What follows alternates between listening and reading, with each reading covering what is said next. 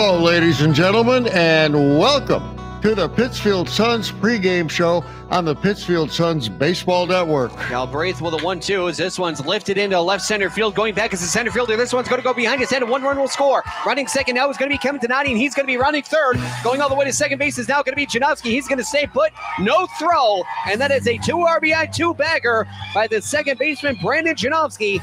And the Suns now lead it by a score 6-2. Now we're going to take you to the birthplace of baseball, Pittsfield, Massachusetts, and Paul Dowd Field at historic Wahconah Park. Here again, the payoff. High fly ball down the left field line. Going back here is Maduri towards the warning track. Good!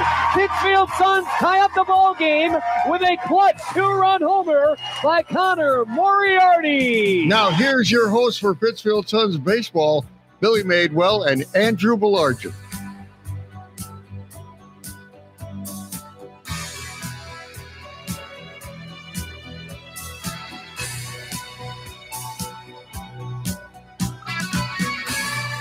Good evening, ladies and gentlemen, boys and girls, and welcome to beautiful Paul Dowd Field at Wahconah Park in Pittsfield, Massachusetts, as the Pittsfield Suns get ready to take FCBL action against the visiting Worcester Bravehearts.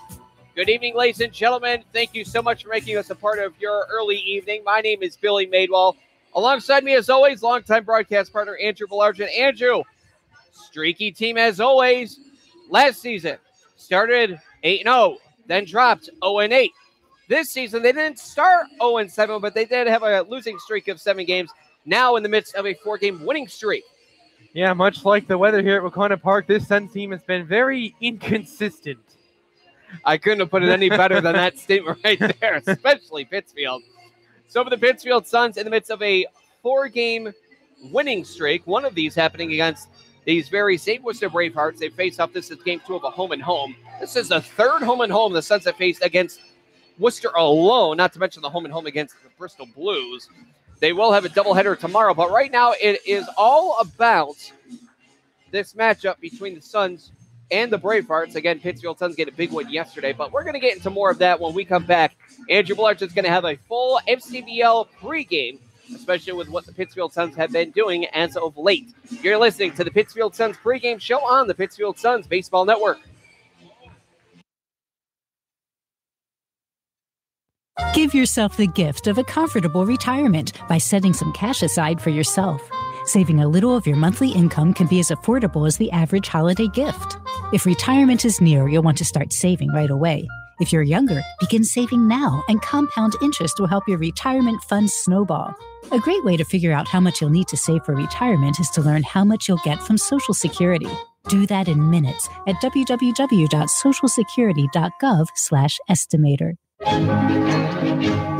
Salagadoola, metricaboola, bibbidi-bobbidi-boo. You must be your fairy godmother. Yes. It doesn't take a fairy godmother to tell you that the right fit means everything. Good heavens, child. You can't go in that. Children under 4'9" need to be in a booster seat because they aren't ready for adult safety belts alone. Many parents miss the important step of booster seats. Maybe you better explain things to him. Booster seats raise your child up so that a safety belt designed for adults will fit and protect them properly. Oh, that does make a difference. Remember that 4'9" is the magic number, and get your little pumpkin there safely in a booster seat. Hop in, my dear. Oh, thank you. And like Cinderella, you can live happily ever after. It's like a dream. A wonderful dream come true. For more information, visit boosterseat.gov. This has been a message from the U.S. Department of Transportation and the Ad Council.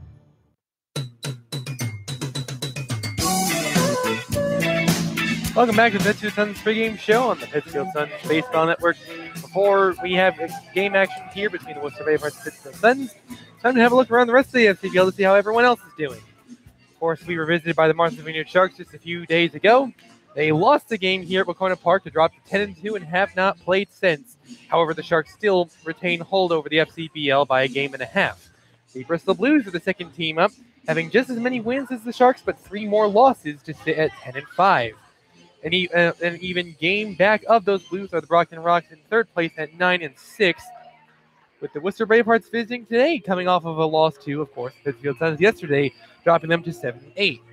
With a win, the Pittsfield Suns would also tie those Bravehearts in the standings, as the Suns are a whole game back of the Bravehearts at 6-9. Scaling back a little bit, the Nashville Silver Knights are in 6th place right now at 4-9. And finishing off our stands, we have the North Shore Navigators with a 4-11 record. Really, those two teams struggling to get anything going out of the gate. We'll have to see how they fare moving forward. So on that note, let's have a look at some games that happened yesterday. Of course, busy day as it was Friday. We had 3 games go on yesterday. The first one was the Bristol Blues visiting the Brockton Rocks. They came away with a 6-4 victory in Brockton.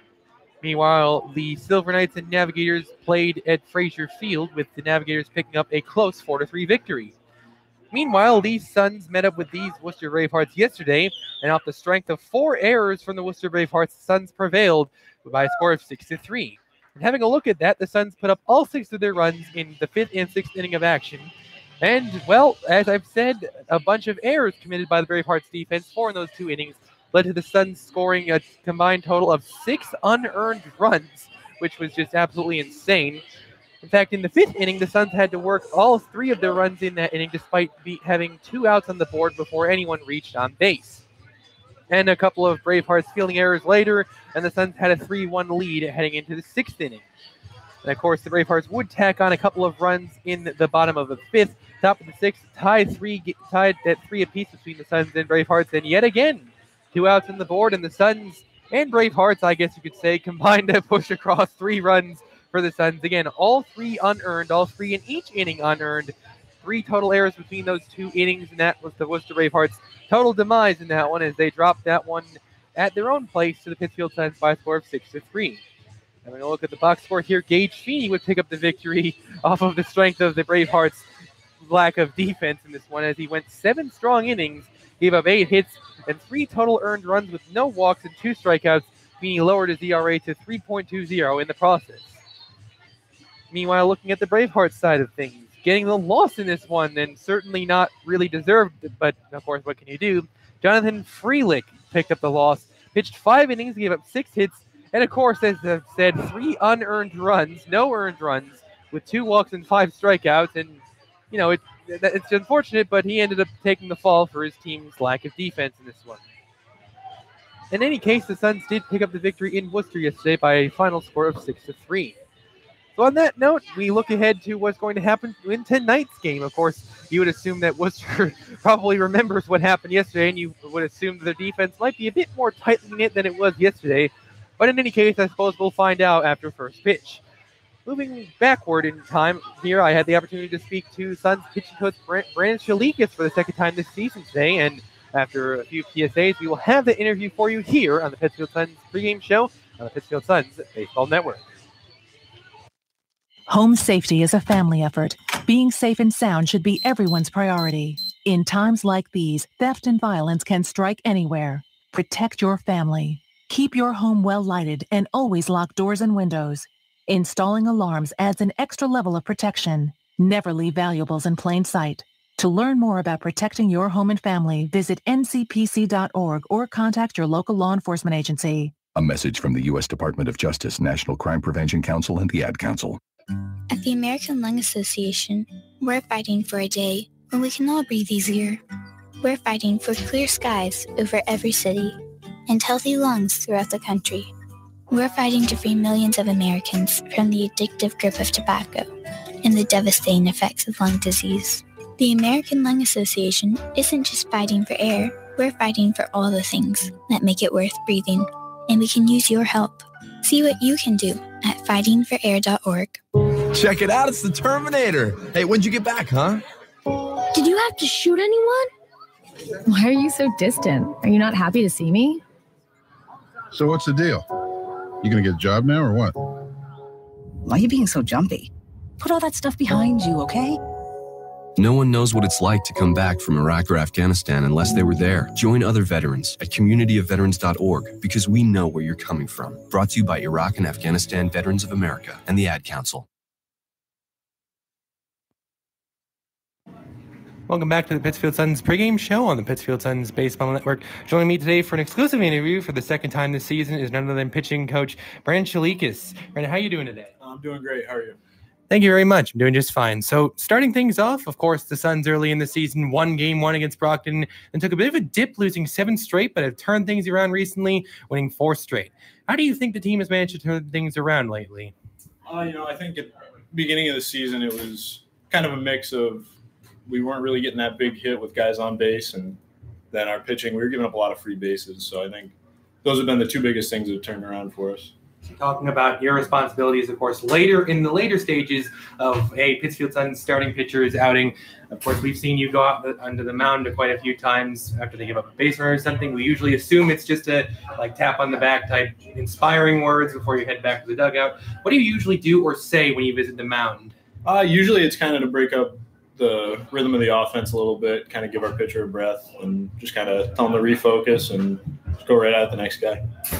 So what do you think the thought process instilled into the team right now is? Are you guys focused on continuing to climb up the standings, or are you more on a game-to-game type basis? Yeah, no, I think what the most important thing is to take it game to game. I don't think you can really look down the line too far. Otherwise, you get too caught up in that, and then you lose track of the game in front of you. So looking at the game behind us, of course, not last night, but the night before when the Martha's Vineyard Sharks were in town, what would you say the atmosphere in the dugout was like before and after Drew DiMartino hit that walk-off grounds rule double? I think it was still good even before he hit it, but obviously everyone was going nuts afterwards, and it was a good time for everyone, and I think that really sparked us to go into the next game and take down one last night too. Let's look ahead to tonight's game against the Worcester Bravehearts. Following the team's victory yesterday over said Bravehearts, Worcester comes to town tonight. What do you think the key to winning tonight's game in a rematch with the Bravehearts is? I think obviously we want to get a good start out of Johnny. It's his 3rd time facing him, so he should have a good idea how to attack him, and hopefully we can get the big hits with guys on base and just play clean baseball. Well, thank you very much for taking the time to sit down with me today. Thank you. We'll be right back with more on the Pittsfield Suns pregame show on the Pittsfield Suns Baseball Network.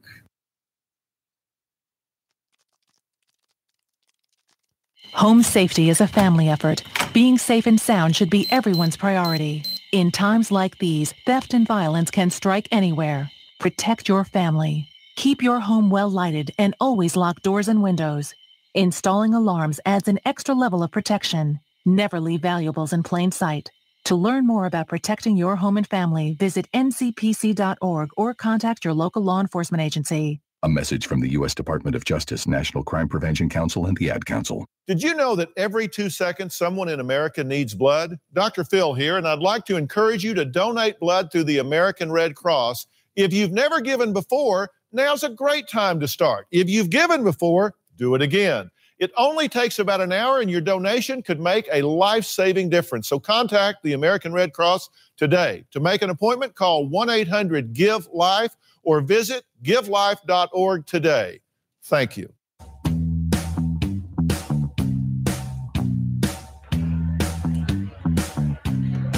Welcome back to the Pittsfield Suns pregame show on the Pittsfield Suns Baseball Network. So with everything else being said, let's have a look at lineups for both teams for tonight's festivities. Having a look at that for the Worcester Bravehearts. Leading off for the Bravehearts will be number 1 second baseman Mariano Ricciardi. Batting second, the shortstop number 9, Alex Giannis, followed up by the right fielder number 15, Michael Akari. Mack Shelley is DHing it and hacking fourth, followed up by John Hansen at third base, number 19. Number 22, Jack Gonzalez will reside in first base and swing sixth, with Kirk Sidwell residing in left field and batting seventh. Number 42, Derek Adamson will be framing pitches tonight and batting eighth, and that order will be finished up by the center fielder number 18, Joseph Pesci. And looking at who's going to give these Bravehearts another look, we have for the Pittsfield Suns number 28, Jonathan Gagetskis. And having a look at Gagetskis' total to this point, as was said, he has faced these Worcester Bravehearts before. He's certainly no stranger to the team. And looking at that, of course, Gagetskis has had some mixed results to this point. To date, he has hurled 2 games, both starts, pitched 9 innings, given up 11 hits, 5 runs, 4 earned, walked 6 and struck out 10 with 1 losing decision and a 4 ERA. And on that note, let's go ahead and have a look at the starting lineup for none other than, of course, the Pittsfield Suns. Leading off for the Pittsfield Suns is designated hitter number 6, Alexander White. Batting second, the right fielder, number 18, Chad Shane. A Pittsfield Suns debut is happening tonight, being made by number 39, the third baseman, Yvonne Nunez, who will hit third. Cleanup goes to the center fielder, number 20, Dave Matthews. Brian McHale hitting at second base, batting fifth. Will bat fifth. Batting sixth, the first base, number 38, Patrick Sullivan. Not exactly a Suns debut, but making his return to the team after a long way away. The shortstop, number 30, returning Sun, Thomas Hughes, will bat seventh. Taylor Mier will be catching tonight and batting eighth, and the lineup ends with Nolan Cloutier batting ninth and residing in left tonight. And looking at who will oppose these men, it will be number, it's 43, Patrick Gallagher of the Worcester Bravehearts. And looking at Gallagher, much like his opposition, Gallagher has appeared in 2 games for the Bravehearts, both starts, pitched 9 innings, giving up 9 hits, 5 runs, 3 earned, walked 1, struck out 10 with a winning decision and a 3 ERA. So, of course, with lineups being revealed, the interview having been conducted, and everything else in between, I will now give way to none other than our play-by-play guy, Billy Madewell. Thank you, Andrew, for your insight with the pregame here. And for the Pittsfield Suns, again, what they really have to look at is, well, Jonathan Gagetskis. He's got 2 starts, and those 2 starts, well, they're both against the Bravehearts. However, this is the first time that Gagetskis is going to be hurling at home, as well against, once again, the Worcester Bravehearts. The past 2 decisions, again, as Andrew put it, a total of 9 innings, giving up 5 runs, 4 of them earned. But his last start probably was his best as you look at the line. 5 innings hurled, 1 earned run alone, gave up 5 hits, 3 walks to his 4 strikeouts. He faced 21 batters. But again, only 1 earned run. But ultimately, the Pittsfield Suns lost that game back on June 9th by a final decision score of 6-4. And you look for Gagetskis to try to give his team a little bit more innings tonight, as he's given the team 5 and 4 innings in his 2 outings. You know, maybe he can keep up his trend of adding another inning onto his outing and give the team at least 6 tonight. So once more for the Pittsfield Suns, again, winners of 4 straight. Yesterday came against these same Worcester Bravehearts, really taking advantage of the errors. The pitching for the Bravehearts was all right. However, the defense would not get behind them. 4 total errors, 6 total runs, all of them unearned. And the Pittsfield Suns doubled up the Bravehearts for their 4 straight by a final score of 6-3. That's got to be frustrating as well, to put together a pretty solid outing, but have it be essentially undone because the defense can't make plays. Yeah, pretty much ripped away from you, really. I think it's often been said, and I forget who said this. I want to say it was Stephen A. Smith who said that pitchers in baseball are sort of like wide receivers in football, in that you do rely a lot on everything's going around outside of you in order to sort of have success in your own way. And in that case, that kind of just happened yesterday. Of course, the Bravehearts pitching staff put up some solid numbers, but were undone by something that's pretty much totally out of their hands. That's a sound point. Considering the wide receivers, they run routes. If they get thrown the ball, well, then they have a chance at it. But it's the same thing. If they're in danger, then they're the ones essentially call them the janitor, because they're going to have to clean up the mess. Usually you would expect the hitting and the hitters to be the janitors if a pitcher goes wrong and they have to clean up the mess, but not in this case for last night's game. So we just await for this Pittsfield Suns baseball game to get started and underway. I'm sure everyone has been looking at what has been happening pregame festivities-wise, at least on the camera. There was a Gymnastics Unlimited pregame performance. And also, after that, we're also going to have Baseball Buddies, and we're also going to have the national anthem sung by Tira Nurmi. So it's going to be, for the Pittsfield Suns, a game facing off against the Worcester Bravehearts, and for the first time this season, coming back to Pittsfield, I should say. Last Friday on the 8th, the Pittsfield Suns faced off against the Worcester Bravehearts. Notable person who was not here was JP Pine. That's because he welcomed a brand new baby boy. So congratulations, JP Pine, on the brand new baby. One of the reasons why he wasn't here, because, well, obviously, if you're there for a child, that's more important than the silly game that's baseball. But for the Pittsfield Suns, they're well aware of JP Pine and his wise expertise managing a baseball team. We've certainly seen JP Pine here a number of times before, despite the fact he this team's most recent game, and yeah, definitely carved out Skip down there. Pre-game festivities just kicking in underway and finishing up. So for the Pittsfield Suns, again, facing off against the Worcester Bravehearts. While we have some time, a lot of news stories going around. The big notable one, not just the World Cup, but you have to look at baseball in the summer of superstar free agents. Of course, the headliner, LeBron James. Andrew, you're more well aware than that than anyone, being a Cleveland fan. So right now, well, you have essentially someone who's forcing a trade very similarly to Paul George in Super Kawhi Leonard. And by that, of course, we mean that he's just out and saying it. We've been expecting this for quite some time. We know he's never been happy with San Antonio, and it sort of just became official for formality's sake today, but we knew for a long time that this was going to happen. So right here at home plate, you have, well, not bull skippers, but you have pitching coach Brandon Chalikas. Andrew did just recently have an interview with him. He's sitting in the right-handed batter's box. And the left-handed batter's box returning to Pittsfield for the first time since welcoming his brand new son, J.P. Pine. At home plate, you have Anthony Inzaro. He's currently behind the plate as well. He's going to be behind for the game. And Paul McKinney is standing in the bases path as well. So for Gedman, it looks like he has the lineup card, and he's going to deliver it there. A little late to the fray, but you're going to see him coming into the camera shot in just a moment as Chalikas walks away. So, Andrew, before we start off tonight's contest, what are your thoughts on the whole Kawhi Leonard ordeal?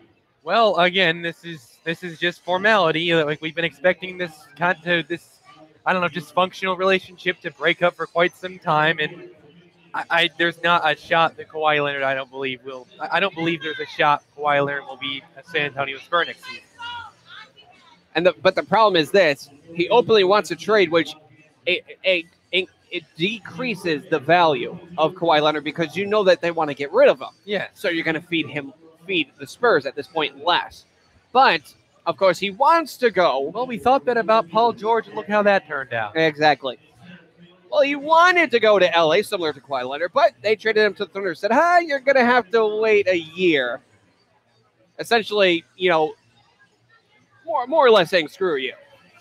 That's as blunt as I can put it. And for this similar situation, it wouldn't be out of the realm of possibility where the Spurs either go with two big teams in the East as opposed to the Lakers. You have the 76ers, who are going to be big players this offseason. And same with the Boston Celtics. They don't have quite the cap space as much as they would want. And for everyone saying that LeBron James could potentially go to Boston, yeah, forget about it. They would lose their identity, that being Danny Ainge as well, because their thought process as well as their game plan is getting assets, not focusing on a short term, more looking at the long term as well as trying to win now. They're trying to preserve not necessarily a dynasty, but a heavy favorite for the next 5 to 10 years with all of these assets just piling on top of each other. Listen, Kawhi Leonard, I compare Kawhi Leonard's situation to Paul George's, but I also want to look at Kyrie Irving's and tell you that this is not going to go anywhere remotely close to how Kyrie Irving's went. Kyrie Irving debatably had some type of leverage against Cleveland, having only a year left on his contract, but Kawhi Leonard doesn't. 2 years, excuse me. Kawhi Leonard doesn't have that with the San Antonio Spurs. You cannot expect. Of course, Kyrie Irving had that whole "I'll go to the Knicks or the Suns or the Heat" or whatever that list was. The Spurs are not going to want to hear that from Kawhi Leonard, and they're just. If Kawhi Leonard says, I want to go to the Lakers, they're going to say, great, we'll send you to the Celtics. Yeah, exactly. They won't care what Kawhi Leonard has to say. If they're going to trade Kawhi Leonard, which at this point seems inevitable, I would expect, of course, them to find the deal that works for the best for the franchise. But if they can, maybe they'll work for the deal that just sort of, as you said, Billy kind of shoves off Kawhi Leonard. Like, hey, well, you wanted to go here, so we got you the exact opposite environment. See you later. That type of thing. Yeah, essentially more of a passive-aggressive move. Yeah, we'll trade you, just not where you want to be. Yeah, we'll send you to the Phoenix Suns. That's what we'll do. Who did you get out of that deal? Oh, boy. Yeah. Yeah, well, I can see the Lakers. I was joking. I don't see the Suns as like actual. I was going to say no way, Devin Booker. I was just saying because that franchise is extremely dysfunctional and frankly quite terrible, and that would be where they would we'll use you as the Phoenix Suns are like the dump. We'll just go put you there. Yeah, one of the worst teams you can go NBA currently. You can go right away your career in Phoenix for like a season or two on like a 20-win team. Have fun. You wanted out, and we gave you your wish. I can see the Lakers with this offseason, the Lakers being players. I say that because of what the Lakers are undergoing right now. Lonzo Ball, Kyle Kuzma, hey, quiet down with the friendly diss tracks. They want to get LeBron James. That's the big one. But I could see them going for it because they could split up Ball and Kuzma. Well, also, that's a packaging Brandon Ingram and maybe a second-round pick for Kawhi. Okay, my problem, you have a PR nightmare in Lonzo Ball. So you're going to bring someone on who is debatably about the only bigger PR nightmare for another team onto a team that happens to be in a humongous market. I don't like the fit. I understand that because Kawhi Leonard, he does not like the spotlight. Going to LA makes sense for one thing. He wants either Paul George and or LeBron James to go to LA with them in order for him to be out of the spotlight and essentially be Kevin Love in Cleveland right now, be in the shadow of LeBron and or Paul George. Well, referencing what I said earlier, my issue with that arrangement, the Lakers have this nightmare involved. They're a heavy market team, get media coverage like crazy. And now the Kawhi Leonard situation with the Spurs was very, very ugly. And now you want to take a guy involved with that and put him on the Lakers. He doesn't want the spotlight. If you do that, too bad. We're going to listen to on-field lineup announcements as Shade and Matthews are out there. You've been listening to the Pittsfield Suns pregame show on the Pittsfield Suns Baseball Network.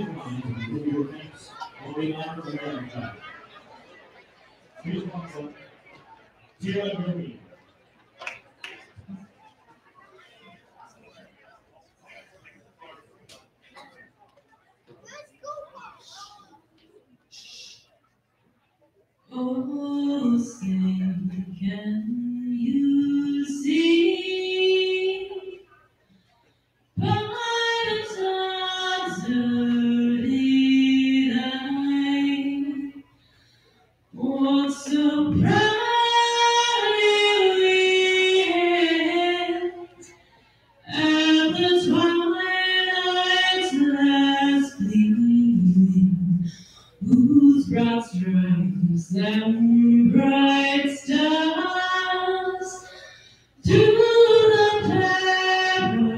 perilous fight. Oh, the ramparts we watched were so gallantly streaming, and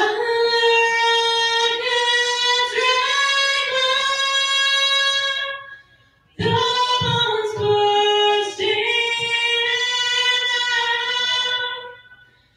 gave proof through the night that our flag was still there.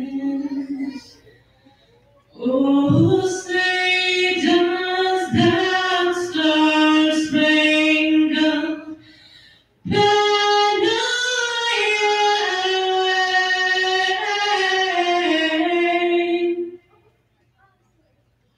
for the lands of the free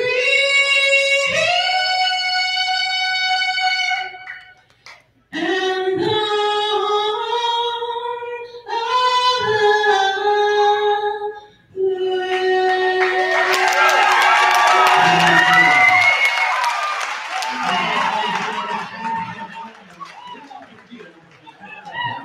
On-field lineups have been announced.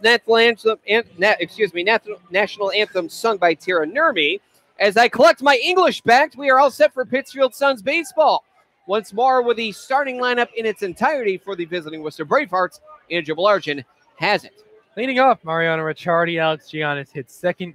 Michael Akari bats third with Mack Shelley hitting cleanup. John Hanson hits fifth with Jack Gonzalez batting sixth. Seventh is Kirk Sidwell with Derek Adamson hitting eighth. And finally, Joseph Pesci will finish off the order, and they'll go to bat against Jonathan Gagetskis. Gagetskis again, third start, all three against Worcester. First one here at home. He's going to be hurling to Mier, who is the backstop for tonight's contest. Continuing the defensive alignment here. From third to first, Pittsfield Sun debut Nunez. Pittsfield return Hughes. McHale moves from short to second now. Pat Sullivan sits over at first.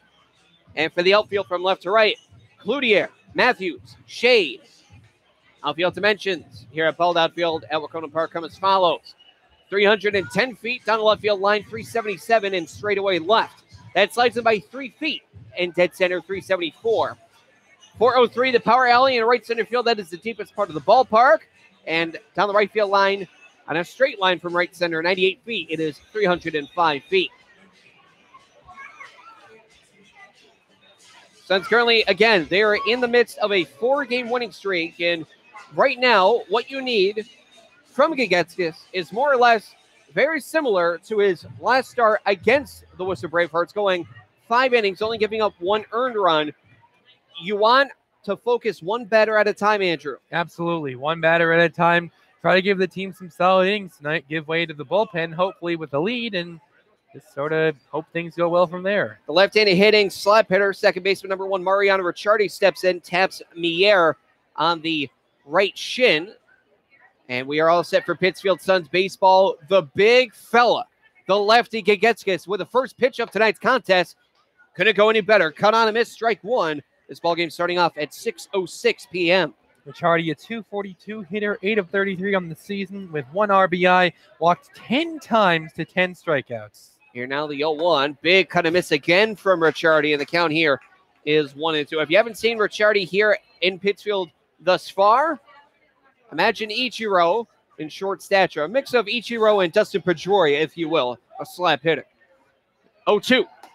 I went a little bit high. The count here is 1-2. And for Ricciardi with his small frame, 5'6", 165, or excuse me, 5'7", 165. His small frame very much diminishes the strike zone, especially vertically.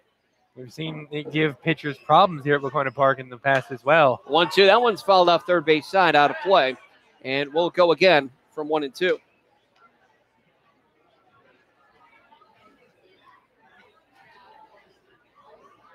Gagetskis with a nod. Slow delivery as he winds and deals the 1-2. That one just low to Ricciardi. Now the count is 2 balls, 2 strikes. A great example of what you were talking about earlier on that pitch there, Billy.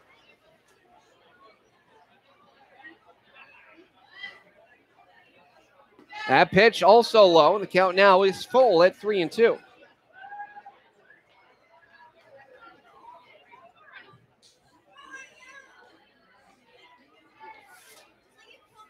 Here's a windup, and the full count pitch is fouled off. Nearly got a piece of our crowd mic. And we'll go again from 3-2. Gagetskis joining his former teammate, Thomas Hughes, who was once a Pittsfield Sun all the way back in 2016. In 2017, both on the Wachusett Dirt Dog squad. Payoff.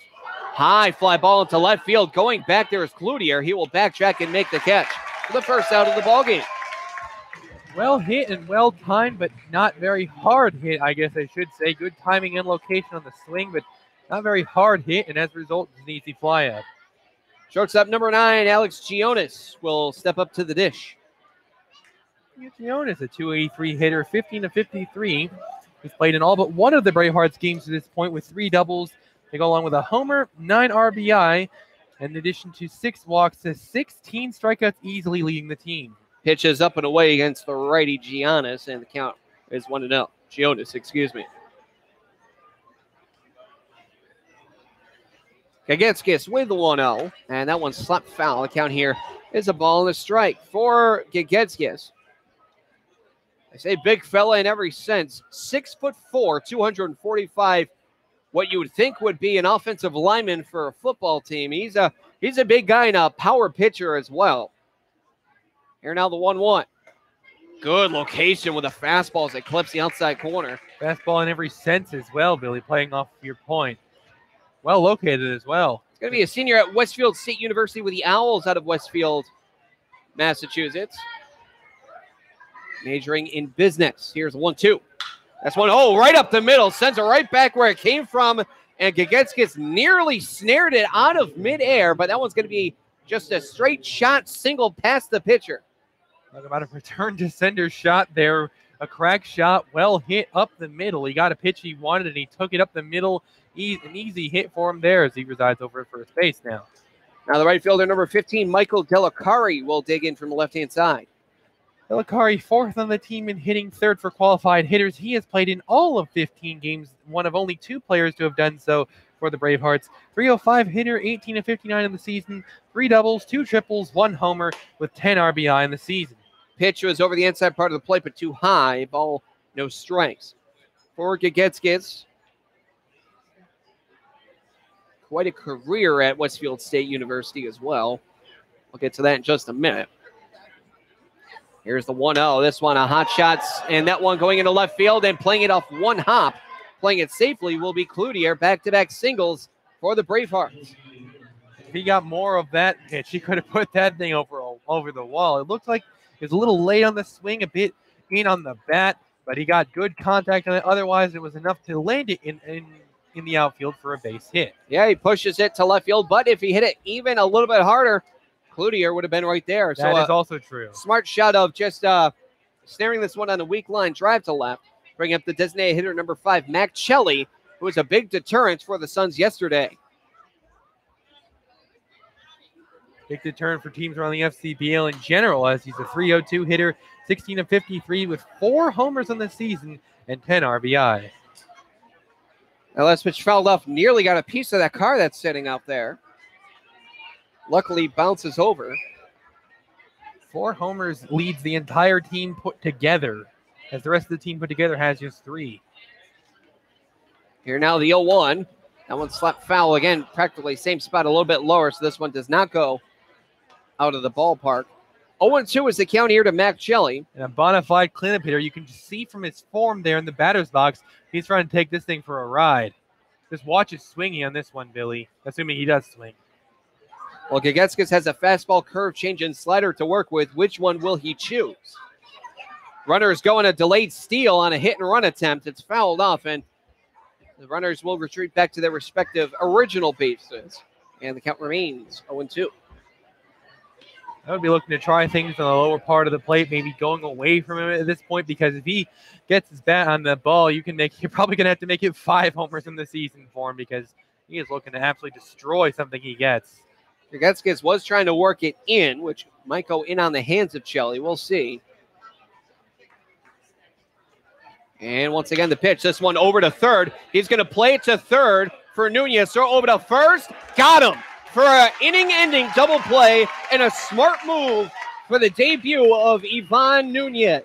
And as I said, he went away with him on the zone, kept him low, and got him to ground to a double play. So that will end the inning after giving up no runs off 2 hits, no errors, and 1 man left. We head now to the bottom of the first, 1/2 inning through into play, and the Pittsfield Suns are due up.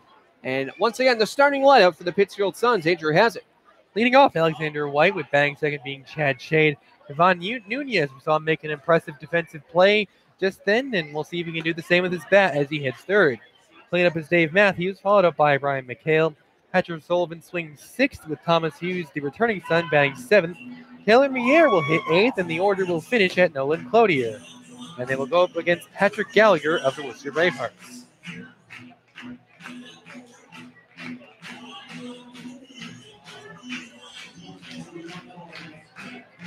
Looking at the lineup for the Suns, a lot of contact hitters. You have White, Shade. Haven't seen Nunez yet. You know, Matthews had a big day yesterday. McHale, who's probably been one of the best Pittsfield Suns up to this point in the season. Thomas Hughes, who is a former batting champ with the Suns. You have Taylor Mier and Nolan Cloutier, finishing up the lineup. But just a lot of contact hitters. So if the Suns, they have a good day at the plate, you can see a lot of hits on the board and a lot of base runners, not to mention a lot of runs on the board. Indeed, like you said, Billy, lots of contact hitters really ate up the Bravehearts defense yesterday. Although with the Bravehearts defense, ideally you would say being a bit stingier than yesterday, because they're going to have to find different ways of pushing runs across the plate today. Leading off the designated hitter, or I should say designated leadoff hitter, number 6, Alexander White.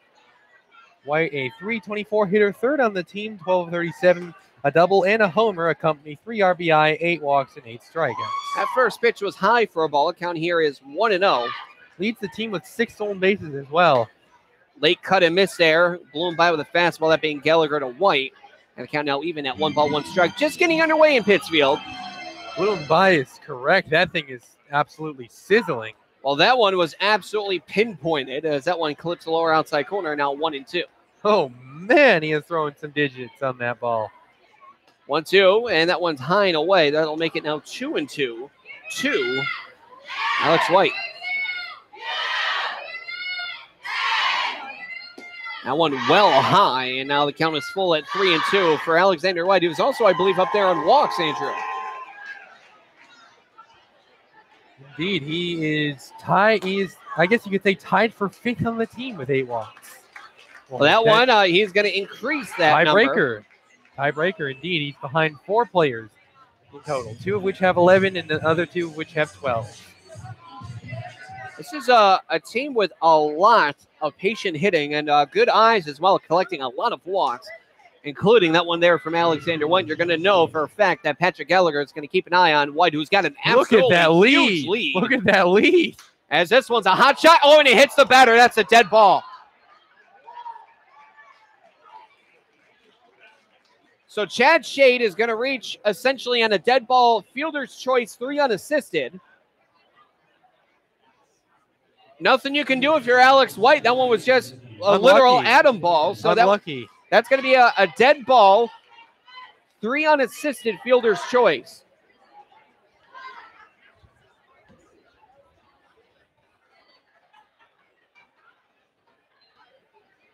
Now leading off is first, and Shade's off with a pitch. The pitch is low. Throw it a second, not nearly in time, especially if the throw is there on line. Shade, call him the flash. Making up for that unfortunate base running blunder earlier with Alexander White going out. Chad Shade more than taking his place, easily stealing a base on the season. Well, you can't really call it a blunder. It's a hard shot. It goes right to the base runner as the pitch is in there, a called strike. You can't fault White. There was just no way he was going to get out of the way of that ball on a line shot. I mean blunder more in the sense that it was an unfortunate sequence of events rather than it was a mistake on White's part. A victim of circumstance, if you will. Yes, good way of putting it. Here's third baseman number 39, Yvonne Nunez. He's making his Pittsfield Suns debut at the plate. Here's the 1-1. Breaking ball just misses. Good pitch there from Gallagher, but just barely misses by, I would say, at least an inch. You can see Chad Shea over there doing like a little Dance Dance Revolution over there at second base. Like he's trying to get Gallagher to notice him over there. 2-1 well outside, and now the count is 3. Gallagher is coming out and throwing some heat, but he's also missing the plate quite a lot.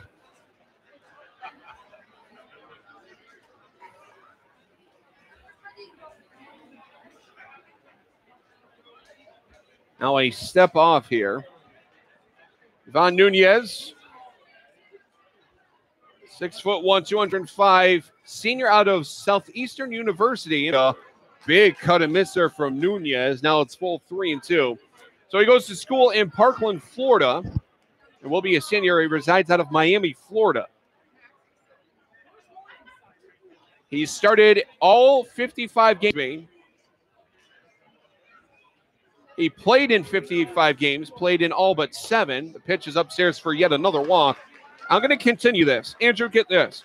Nunez at Southeastern this past season as a junior He played in 55, or started in 55 games, and he played in all but 7. Guess what the record was?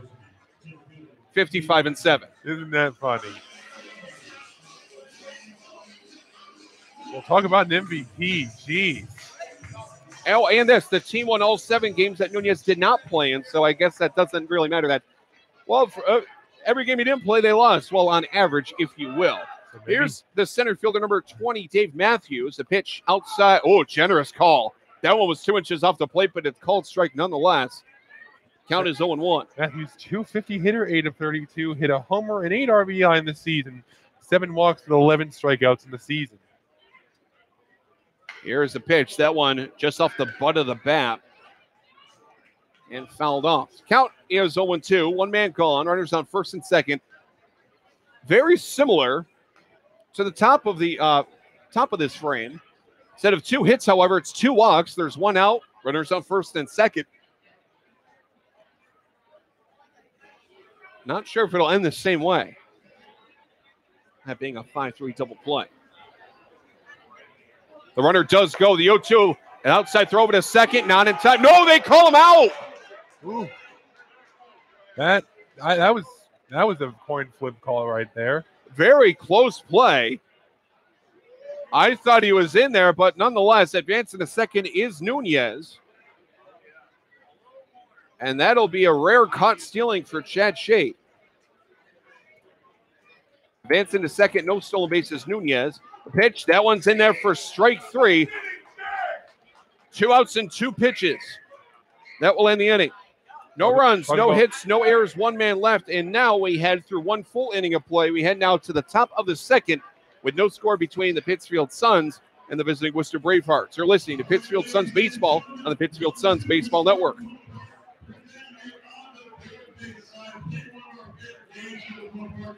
Too bad about radio. Well, what do you mean? Well, since television, hardly anybody listens to radio anymore. Oh, I wouldn't worry about that if I were you. There's a radio in use for every man, woman, and teenager in America. Really? Gee, I'd hate to think of them all turning them on at once. They do. Every morning. Who listens to radio? That go where you go, medium called radio. That's with you every night through the long commuter fight, and in the morning with your toast and mumble radio. Who listens to radio? No matter if it's summer, winter, spring, or fall. Who listens to radio? Only 150 million people. That's all.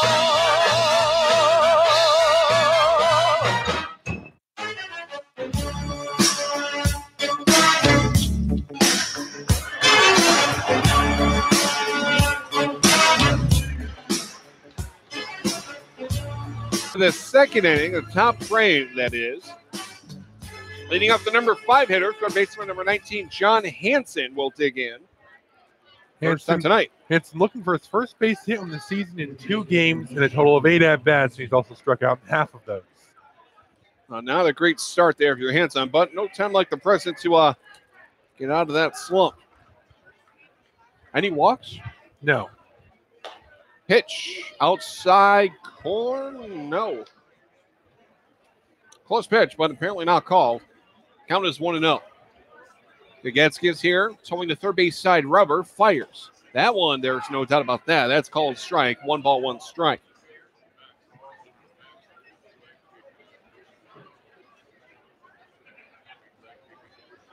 Here's a windup for him. Gagetsky, the 1-1. That one slapped foul. Time is called, and I believe the bases umpire, Paul McKinney, excuse me, was the one who called that one as a foul ball, as it looks like it did hit Hansen. Everyone knew it except for the catcher and home plate umpire Anthony Inzero. Pretty important people to not know. Yeah, exactly. The 1-2, that one drops low for a ball. Now 2 balls, 2 strikes.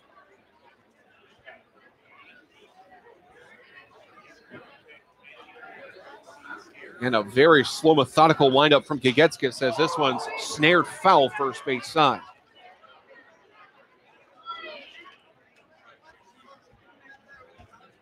A crowd on hand here for Come One, Come All. It's a carnival night. It's being sponsored by Pittsfield Police Department.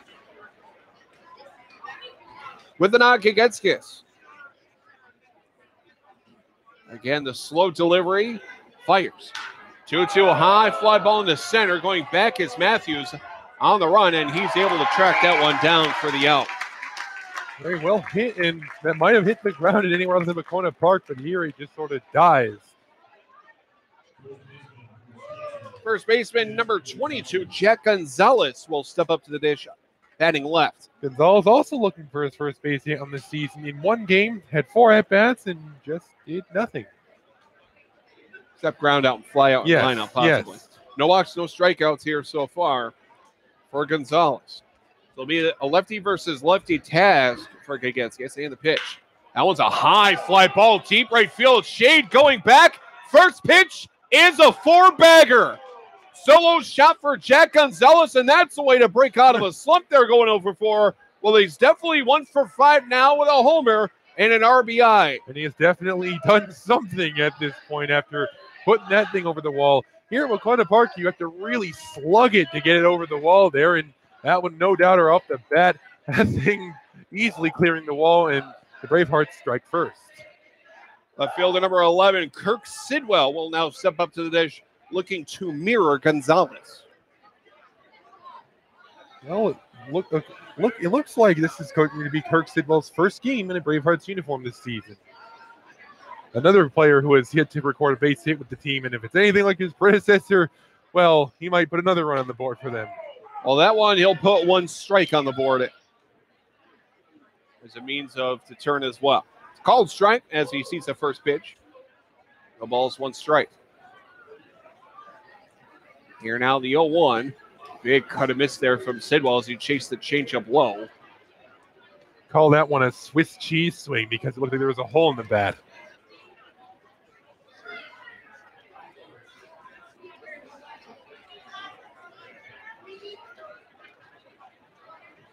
So it's an 0-2 count. Gagetskis getting the sign, winds, deals. That one tapped foul. Right to Brandon Shalikis, pitching coach for the Suns. We'll go again 0-2.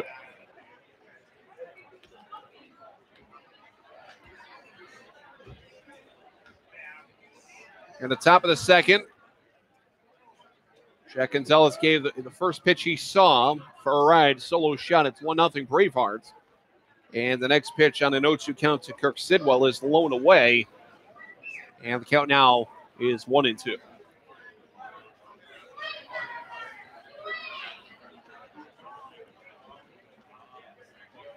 One, two, just misses below the meniscus line.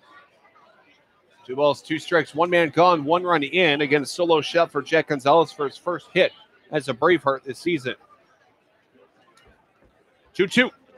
That one bounces in. And now it's full 3-2. Gagetskis really has to fire back in. Sure, you gave up a homer, but you don't want to give up anything else. Just go after again, Andrew, 1 batter at a time. It really has to be his focus. 1-1-1. Put that homer out of your brain. It didn't even happen as far as you're concerned. Here's the payoff.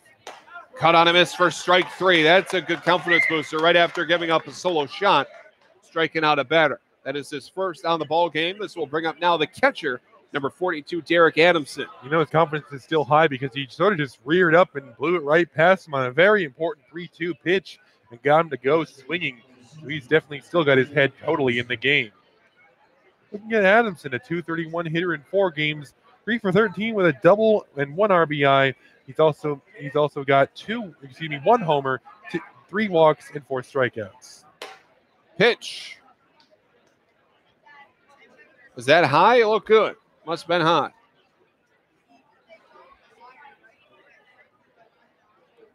Count is 1-0. Gagetskis now with the second pitch. That one's fouled back, kicking up some splinters off the wooden backstop. 1 ball, 1 strike. 2 men gone, 1 run in. First baseman Jack Gonzalez again, a solo shot into deep right field. And Andrew, that was really just a no-doubter. As you put it, you really have to slug it to get a homer here. Definitely. Barrel of the bat hit as hard as he possibly could. Perfect swing, timing, and location. Well, this one is located right over to Thomas Hughes. Throw over to first is in time. Good pick there from Patrick Sullivan to end the inning. Only one mistake given up. One run off a solo shot of Jack Gonzalez.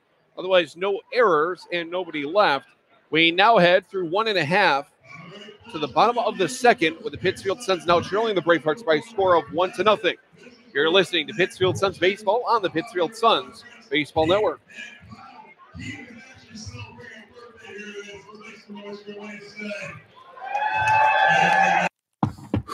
Exercise is hard. So is maintaining a healthy diet. Of course, neither is half as hard as dying. Sadly, type 2 diabetes, heart disease, and stroke kill nearly 1 million people a year. Even sadder, most of these deaths are preventable with a few lifestyle changes, including regular activity, healthier eating, and not smoking. Talk to your doctor about your risk for type 2 diabetes and heart disease. And if your doctor recommends lifestyle changes or medication, listen. The reason so many die is because not enough are willing to change. You can stop it, starting right now. It's your life. Listen to your doctor. Eat better. Get moving. Visit checkupamerica.org or call 1-800-DIABETES. A message from the American Diabetes Association. Getting your child home safely Tap your views together 3 times. is just a click away. There is no place like home. But making sure your child is in the right seat is just one of the steps down the road to safer travel. I don't know how it works. Find the right seat for your little one's age and size. There's no better way to get home safely. Know for sure that your child is in the right seat. How can I ever thank you enough? Get all the facts at safercar.gov/the right seat. Brought to you by the National Highway Traffic Safety Administration and the Ad Council. First pitch of the inning. That one right there, about knee high to second baseman number 5, Brian McHale. First pitch called strike. It's 0-1. Now the next pitch is a little bit high for about 1-1 strike. McHale put a little bit over 300 at 302, 1653. Handful of doubles with a homer, 6 ribbies, and 8 walks to just. That one just past the diving glove of Gonzalez, going into right and thinking about 2. Here's McHale. He's going to get into second with a stand-up double. Great way to lead off the offense after your defense gave him a run last inning. So that's a double to right, just towing the line. And here now, first baseman number 38, Patrick Sullivan. Well, Patrick Sullivan had 1 hit go over the wall, but ever since, nothing doing. Just 1 for 12 for a total of an 83 batting average. That 1 homer with 3 RBIs standing out.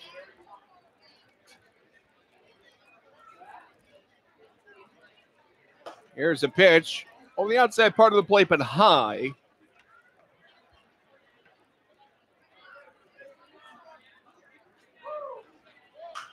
It's a 1-0 count. Gallagher has the sign, checks second, delivers. That one over the outside part of the plate, but this one a little bit lower into the strike zone. That's a called strike, a ball, a strike.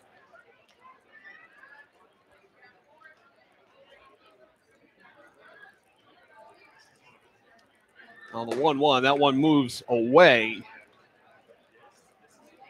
Now 2-1.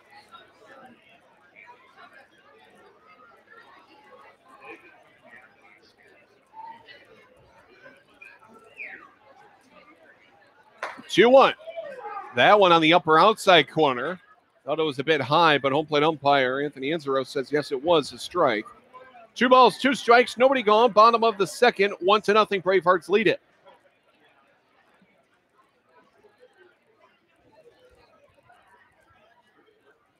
Two. Oh, cut and miss there, and a changeup that went low and away. And that's going to be a swinging strikeout for Sullivan, whose steady decline continues now. Now, I believe 1 for 13, excuse me.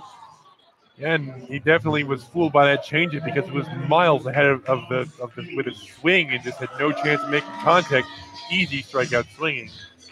Making his return to Pittsfield for the first time since 2016 as the Pittsfield Sun. Here's the shortstop number 30, Thomas Hughes. First pitch he sees, he's going to wait to see another. He wants that one to look at first, and that was down the middle, called strike. And of course, as Billy mentioned, Hughes making his, I don't know if you want to call it Suns debut, but definitely season's debut today. Pitch. He's now going to look at a third, wants to look at it. As that one's in there, a called strike now 0-2 here, Thomas Hughes. And for Thomas Hughes, again, he played for the Dirt Dogs last season. Final game he played, as that one's cut on a miss for strike 3. The final game that Hughes played here at Wahconah Park was a game against his brother, Hal Hughes, on the same day where Hal Hughes was awarded the FCBL 2017 Defensive Player of the Year award. And now for Hal Hughes, he is now playing summer ball out in Illinois in the Northwoods League.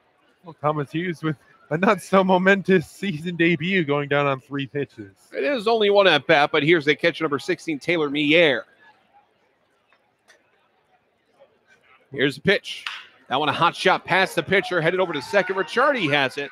He throws over to first, and a pick from first baseman Gonzalez will end the inning. So after a leadoff double by Brian McHale, really nothing since as they go with no runs off of 1 hit, no errors, and 1 man left. We now head through 2 full to the top of the third, with the Bravehearts leading the Suns by a score of 1-0. You're listening to Pittsfield Suns Baseball on the Pittsfield Suns Baseball Network. Exercise is hard. So is maintaining a healthy diet. Of course, neither is half as hard as dying.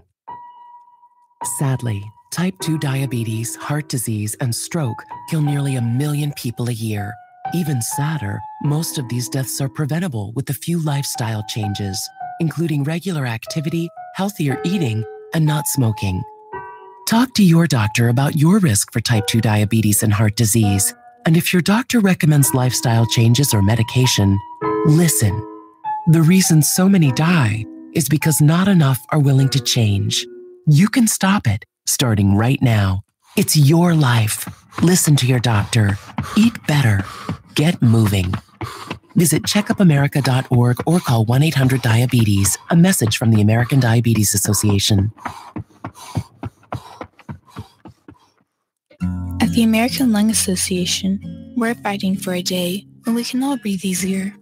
We're fighting for clear skies over every city and healthy lungs throughout the country. We're fighting to free millions of Americans from the addictive grip of tobacco and the devastating effects of lung disease. The American Lung Association isn't just fighting for air, we're fighting for all the things that make it worth breathing, and we can use your help. See what you can do at fightingforair.org.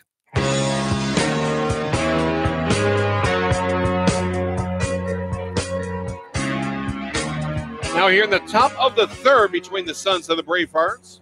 The only man not to bat for the Bravehearts, the center fielder, number 18, Joseph Pesci. Pesci, a .314 hitter, 16-51 on the year with a triple, 4 RBI to go with 6 walks and 9 strikeouts. First pitch, right there, knee high, down the middle, called strike, 0-1.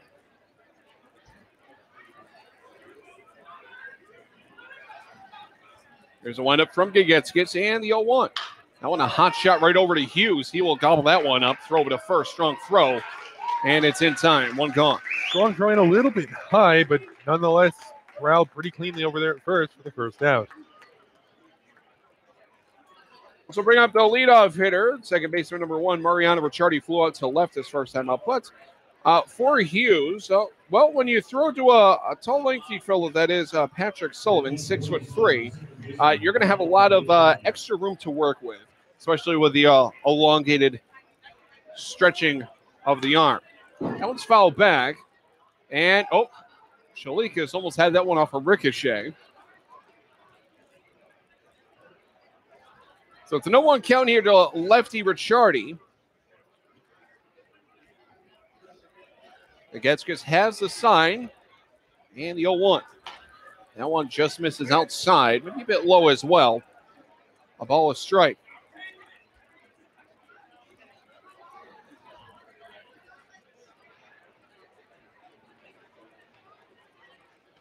That pitch down the left field line. Yes, it is fair. Left fielder Cloutier grabbing that one. Thrown over to second. Strong throw. And that will be a 1-out, 1-bagger for number 1 on a 1-1 pitch for Mariano Ricciardi. if he was a first baseman, my mind would have exploded. I'm sure it would have, but well, strong defense would have had him dead in the water if he tried extending for second, and that preserves this aces narrative that Billy seems to like. This is our wild short, but if you have pocket aces, they always get cracked in poker, at least for me. I prefer Very good. ace king. There's Alex Giannis, and the pitch. Hot shot up the middle, just again past the pitcher. That is the second time Giannis has nearly gotten a piece of the pitcher, Jonathan Gagetskis. If he does that, actually, no, he's done it twice. I'm calling right now. He's going to plunk him next at bat. Right. I mean, it's one thing if a pitcher like plunks a guy twice or three or more than that in a single game, but he's got to be thinking, Gagetskis has got to be thinking like, ooh, what's this guy got for me or something, you know? Yeah, he's out for me somewhere. Right fielder number 15, Michael Akari, hit a single into left his last time up. Now there's runners on first and second with one man gone. Gagetskis has the sign, check second, and the pitch. High fly ball. They're going to rule an infield fly rule. Going over to third. And Nunez in foul territory will collect the out. Good way to rebound following back-to-back base hits.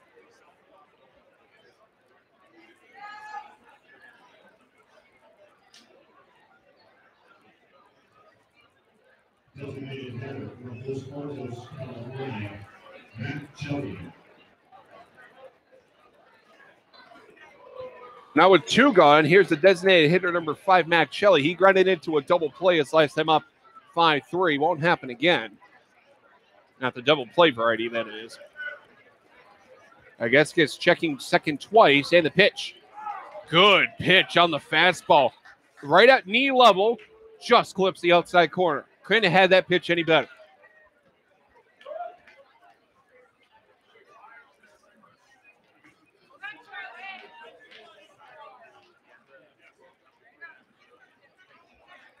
Here now the 0-1 curve as that one is a little bit high.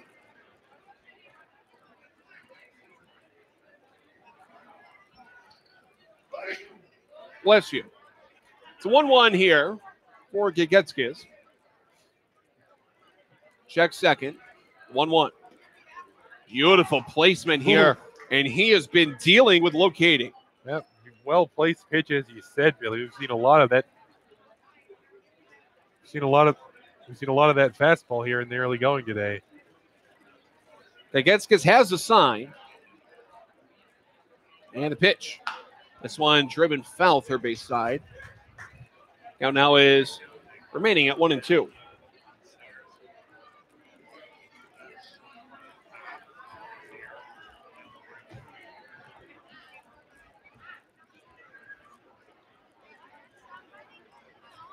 Gagetskis, he's showing the furthest side of the third base rubber. Or furthest to third base on the rubber, I should say. Here's 1-2. This one goes right back to the pitcher again. One play to make. They step on second, and Hughes delivers a fielder's choice 6 unassisted. Gagetskis has got to hate pitching at this point. At this point, he should go back out into the field with like some kind of EOD suit or something. Yeah, exactly. So no runs off 2 hits, no errors, no 2 men left. Through 2.5, we now head to the bottom of the third. The Suns still trailing the Bravehearts by a score of 1-0. You're listening to Pittsfield Suns Baseball on the Pittsfield Suns Baseball Network. Getting your child home safely Tap your views together 3 times. is just a click away. There's no place like home. But making sure your child is in the right seat is just one of the steps down the road to safer travels. I don't know how it works. Find the right seat for your little one's age and size. There's no better way to get home safely. Know for sure that your child is in the right seat. How can I ever thank you enough? Get all the facts at safercar.gov/the right seat. Brought to you by the National Highway Traffic Safety Administration and the Ad Council. Hi, we're talking to real smokers about quitting. Tell me when you smoke and why you smoke. Eat, cigarette, kids, cigarette, dinner, another cigarette. One on my way to lunch, one after lunch. And another cigarette, and another cigarette. Have you tried to quit? Yes. I become angry. It ain't that easy. You can't just quit cold turkey. I tried. What would you do different? Actually having a plan and thinking it through. You have to relearn how to live your life without a cigarette in your hand. With the right plan, you can quit smoking. Free at becomeanx.org. X, a new way to think about quitting. Brought to you by X and the Ad Council. The following This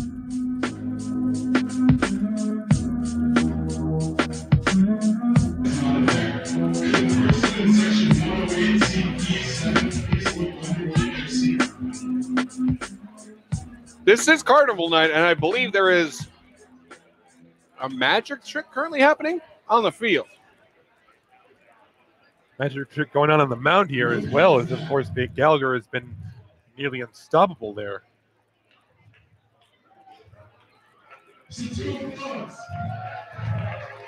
Yeah, there was a magic trick happening, and was that Peter Marin with a magic trick?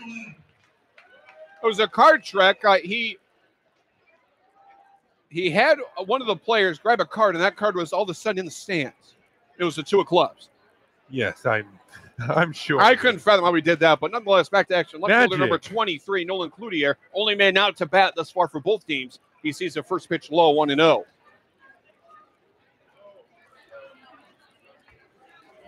Looking at Cloutier, 238 hitter, 5-21 with 1 RBI and 3 walks. That one tapped over to second. Ricciardi gathers, throws over to first in time.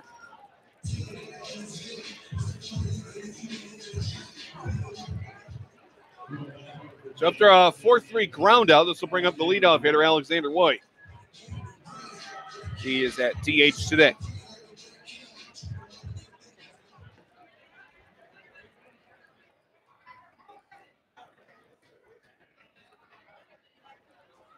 Here's a windup here from Gallagher, and the pitch. Big cut and miss there from White. First pitch swinging. 0-1.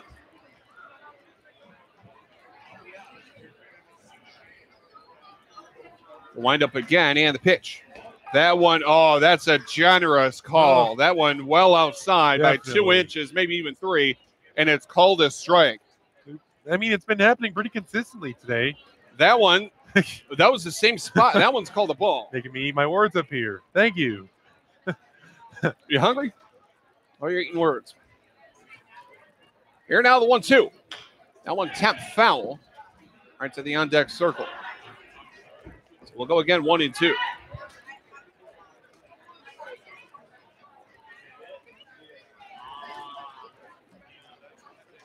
Once again, the 1-2. Set him up outside. That one missing. Now it's 2-2. Gallagher with the pitch. 2-2 yet again. Fouled back. Once again, it'll be a 2-2 count.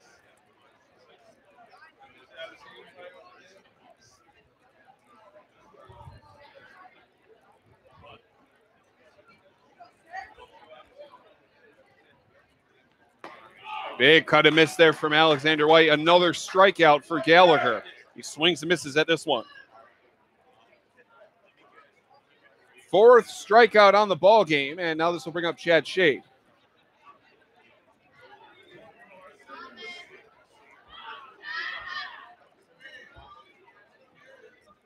Shade getting the sign here from Gedman.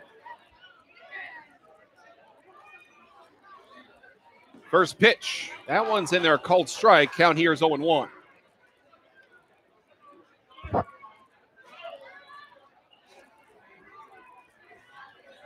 Now the 0-1, that one off the end of the bat. Now 0-2. Late on that swing, could have easily put it into play and potentially did some damage as it was off the barrel of the bat, but literally off the barrel of the bat, late on the swing. An unfortunate foul ball. So it'll be an 0-2 count. 2 men gone. And the 0-2. Well, that one bounces it. That one, did that kick all the way to the netting? I think that one somehow kicked up and hit the netting, which must have bounced at least 6 feet up. Here's the 1-2. Late swing and miss, and it is snared by Adamson.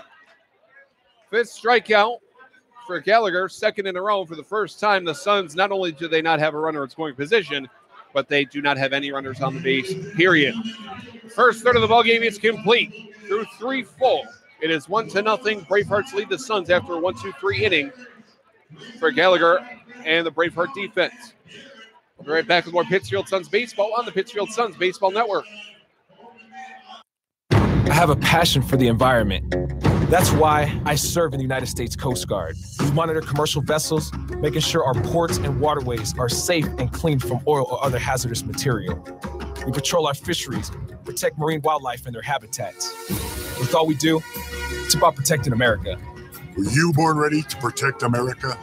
Learn more at GoCoastGuard.com. Sponsored by the United States Coast Guard in cooperation with the Massachusetts Broadcasters Association and this station. The following commercial is sponsored by FeedThePig.org, an organization devoted to helping you save money. We will not entice you with messages like Lowest prices in town. Dealer approved, certified pre-owned. Nor will we brag about our Huge selection. Enormous variety. We will offer no contingencies like See store for details. Legal exclusions apply. because we simply want to help you spend smarter and save better. Log on to FeedThePig.org. Find the benefits of saving for every stage of life. Brought to you by the American Institute of Certified Public Accountants and the Ad Council.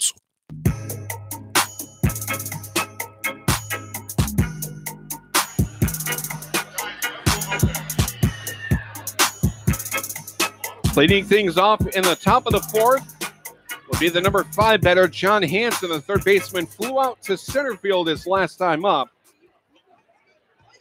And he also led off that inning as well.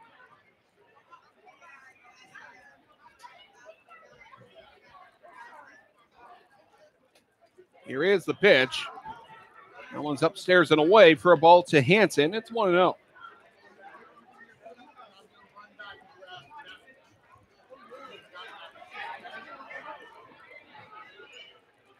One up from Gigetskis. That one's fouled off first base side.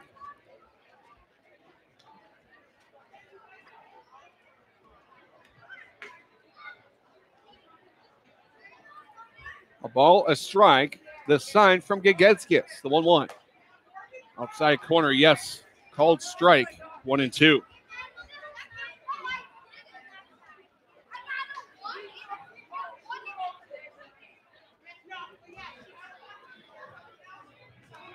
The 1-2 from Gigetskis. That one just misses. Good pitch from the lefty. It looked like a drop curve. However, just missed low. Now 2 balls, 2 strikes. Here now the windup and the 2-2. Caught on a miss for strike 3. Absolutely fooled him with a check swing, and he went well over.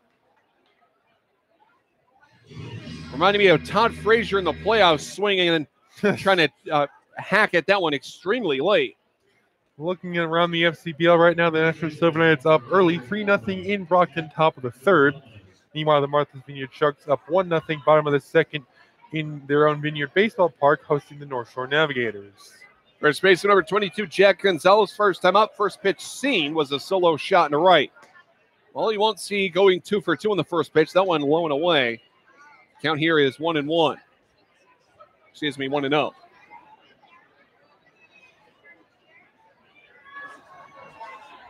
Here's a windup, 1-0. High fly ball going towards foul territory in third. Nunez will look up and run out well out of room. That one bounces out of the ballpark. Off the concourse, and now it is 1-1.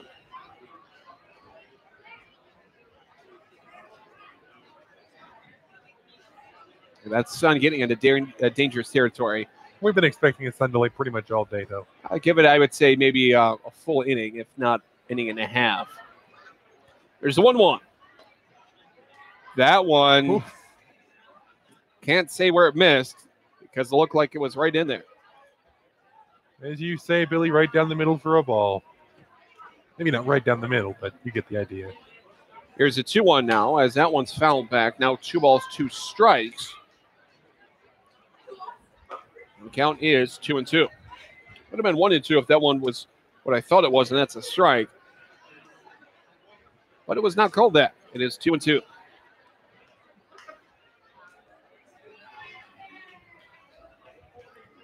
Gigetskis, 9. And fires a 2-2. Beautiful, beautiful changeup. And he freezes them as it hits the outside corner. Bring him up big time. Well located and very good off speed in general. An easy strikeout and a way to get revenge after he got taken to task last time. That's his 3rd strikeout in the day, 2nd in a row. And that 3rd one comes to this man here, left fielder, number 11, Kirk Sidwell. He struck out swinging on a full count pitch his last time up in the second.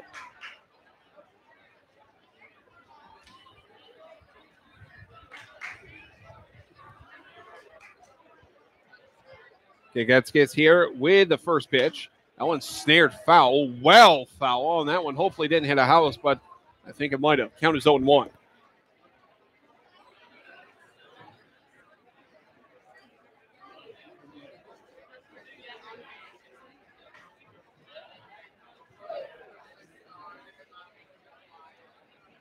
Long hold for Gagetskis getting the sign. Now has it. Winds the 0-1. Fastball that hits the outside corner. And the count now is 0-2 for Gagetskis. When he is needing a strike, his location has been pinpoint. Sure is. That is a clutch pitcher right there.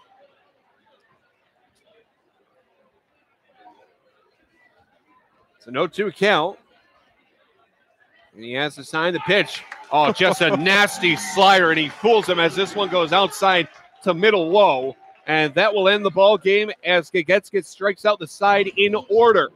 4 strikeouts in a row, 4 strikeouts in total, 2 against Kirk Sidwell.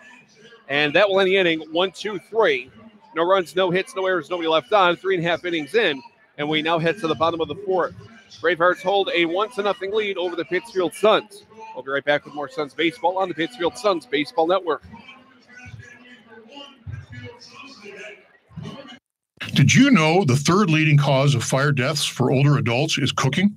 Hi, I'm Rob Neal from the United States Fire Administration with important fire safety tips for seniors. Never leave cooking unattended because a serious fire can start in seconds. Don't wear loose clothing while cooking. Keep towels and pot holders away from the range. Double check the kitchen before you go to bed or leave your home. This message is brought to you by the United States Fire Administration, your local fire department, and this radio station. Home safety is a family effort. Being safe and sound should be everyone's priority. In times like these, theft and violence can strike anywhere. Protect your family. Keep your home well lighted and always lock doors and windows. Installing alarms adds an extra level of protection. Never leave valuables in plain sight. To learn more about protecting your home and family, visit ncpc.org or contact your local law enforcement agency. A message from the U.S. Department of Justice, National Crime Prevention Council, and the Ad Council. Well, it was the inning that ended as opposed to the baseball game. Excuse me. Didn't realize I said that until, Andrew said it in between innings. So that's the end of the inning, not the ball game. As we bring up the heart of the order, bring up third baseman number 39, Yvonne Nunez. Sees the first pitch high for a called strike. You could hit that thing barring like an extreme pop-up. That's interesting. This pitch fouled out first base side. Now it's quickly 0-2.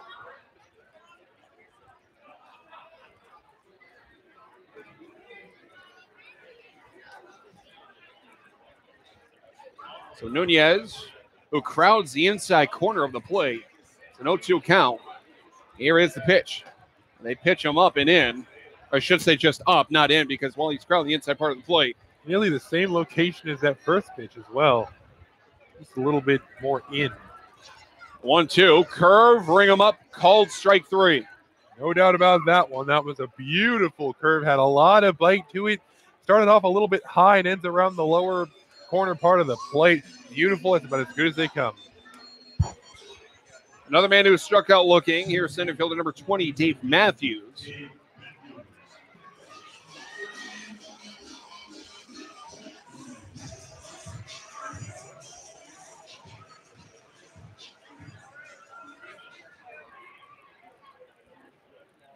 From the windup, Gallagher taking a long time. Now has the pitch. That's high and away against the lefty.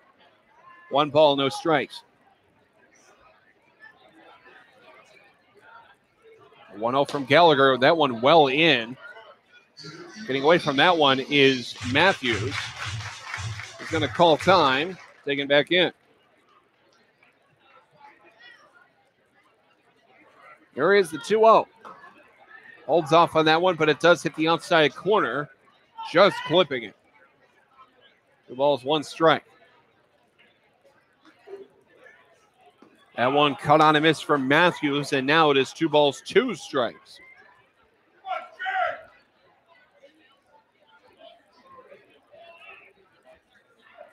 Now the 2-2.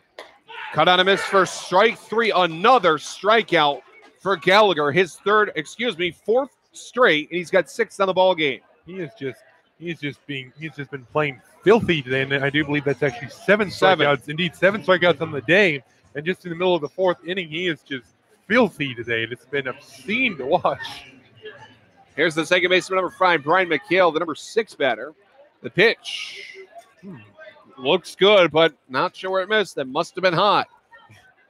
It's 1-0.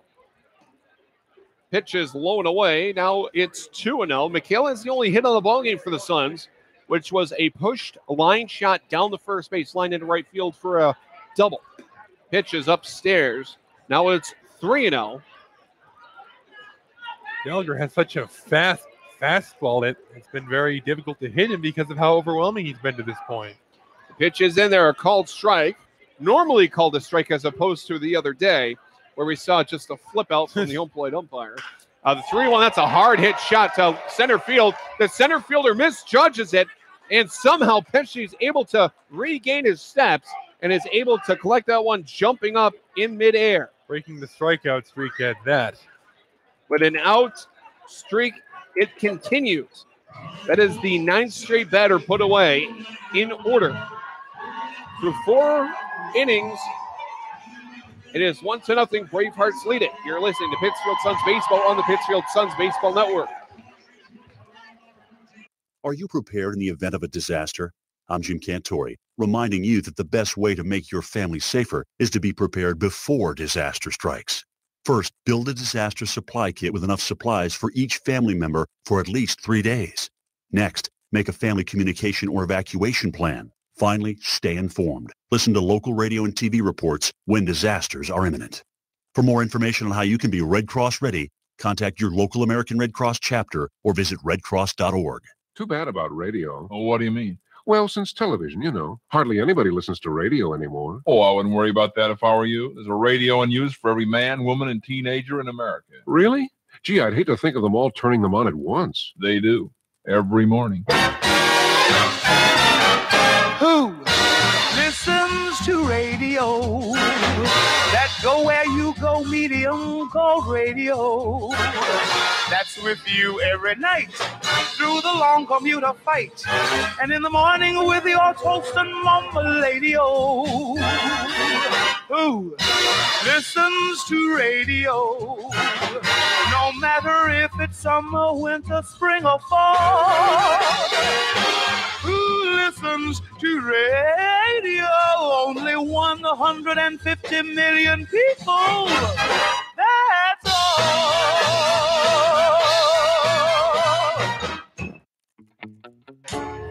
You're listening to Pittsfield Suns Baseball and Pittsfield Suns Baseball Network. Billy Madewell, Andrew Belarch, and Held Outfield, Wahconah Park, Pittsfield, Massachusetts. Top of the 5th. And a swing and miss for the catcher, number 42, Derek Adamson, to begin this top of the 5th inning. It is a 0-1 count, as well as a 1-0 lead for the Worcester Bravehearts. Here is the next pitch. That one is foul tipped off of the catcher's mitt. I think it went off the mitt and the mask. Nonetheless, it still stands an 0-2 count.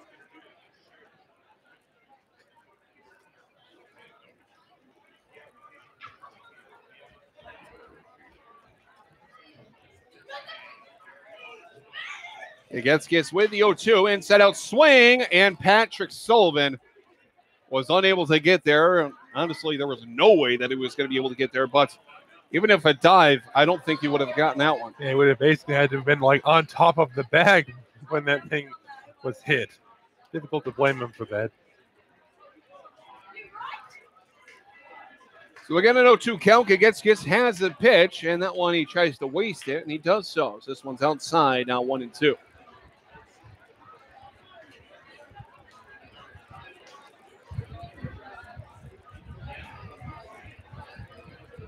Here's a pitch, a check swing. Did he go? He did not. Correct call from Paul McKinney. Bases umpire. He didn't go, but that did kind of look like it clipped the outside corner. It was just barely off. 2-2 count. And the pitch fouled well over our heads, and look out. That one is going to go off the concourse. Did you flinch in that one, Billy? No. Okay. I was trying to see, again, if it comes up here, I'm only looking for the top of the sets and seeing if it's hitting, but that's going to be a souvenir for I just like giving you a hard time. That's all. I'm almost fouled off. It's, again, 2-2, and it looks like a souvenir for a young woman out there. That one, well, guess what? It's also fouled off. Lots of fouls. Oh, boy. Oh, boy. That definitely hit a car. I just don't know what it hit. That definitely hit a car. Well, get your insurance rate policy out. It'll, once again, I will be a never, ever, ever park anywhere near this place. Here's a 2-2. Swung on yet again, foul. 5 fouls. Jeez. 4 continuation fouls, and this will be the 9th pitch of the at-bat. I think that hit just off the top of that minivan, it looks like. That's unfortunate, but I don't think anyone looks at the top of the car and says, this looks nice. 2-2. Up the middle. He wins the battle with 9 pitches in a single into center. Now that is a real drain right there. So many pitches, and of course the FCPL regulates how many pitches you're allowed to throw. That's really got to hurt to get to this. So bring up number 18, center fielder Joseph Pesci. He grounded out to short his last time up.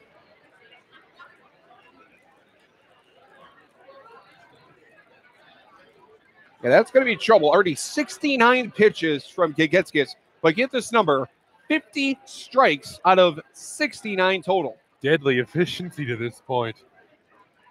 Hasn't walked any batters in this whole entire game as well. A pitch just barely goes off the glove. It was more or less a pitch out. A pitch out to a catcher. Probably unintentional. We've seen a catcher steal a couple bags in the same game as well. To your point, Adamson hasn't even tried to steal a bag this season. It's got a modest lead. And the pitch. I really don't think he's going to try and go. Well, we'll see. You've already eaten your words once today.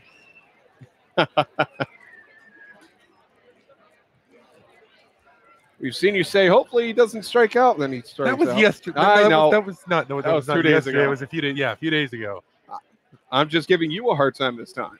Oh, let me get a laundry list. Here's the 1-1. The pitch is outside. That one not a pitch out. That one just a pitch outside and high. 2-1 is the count.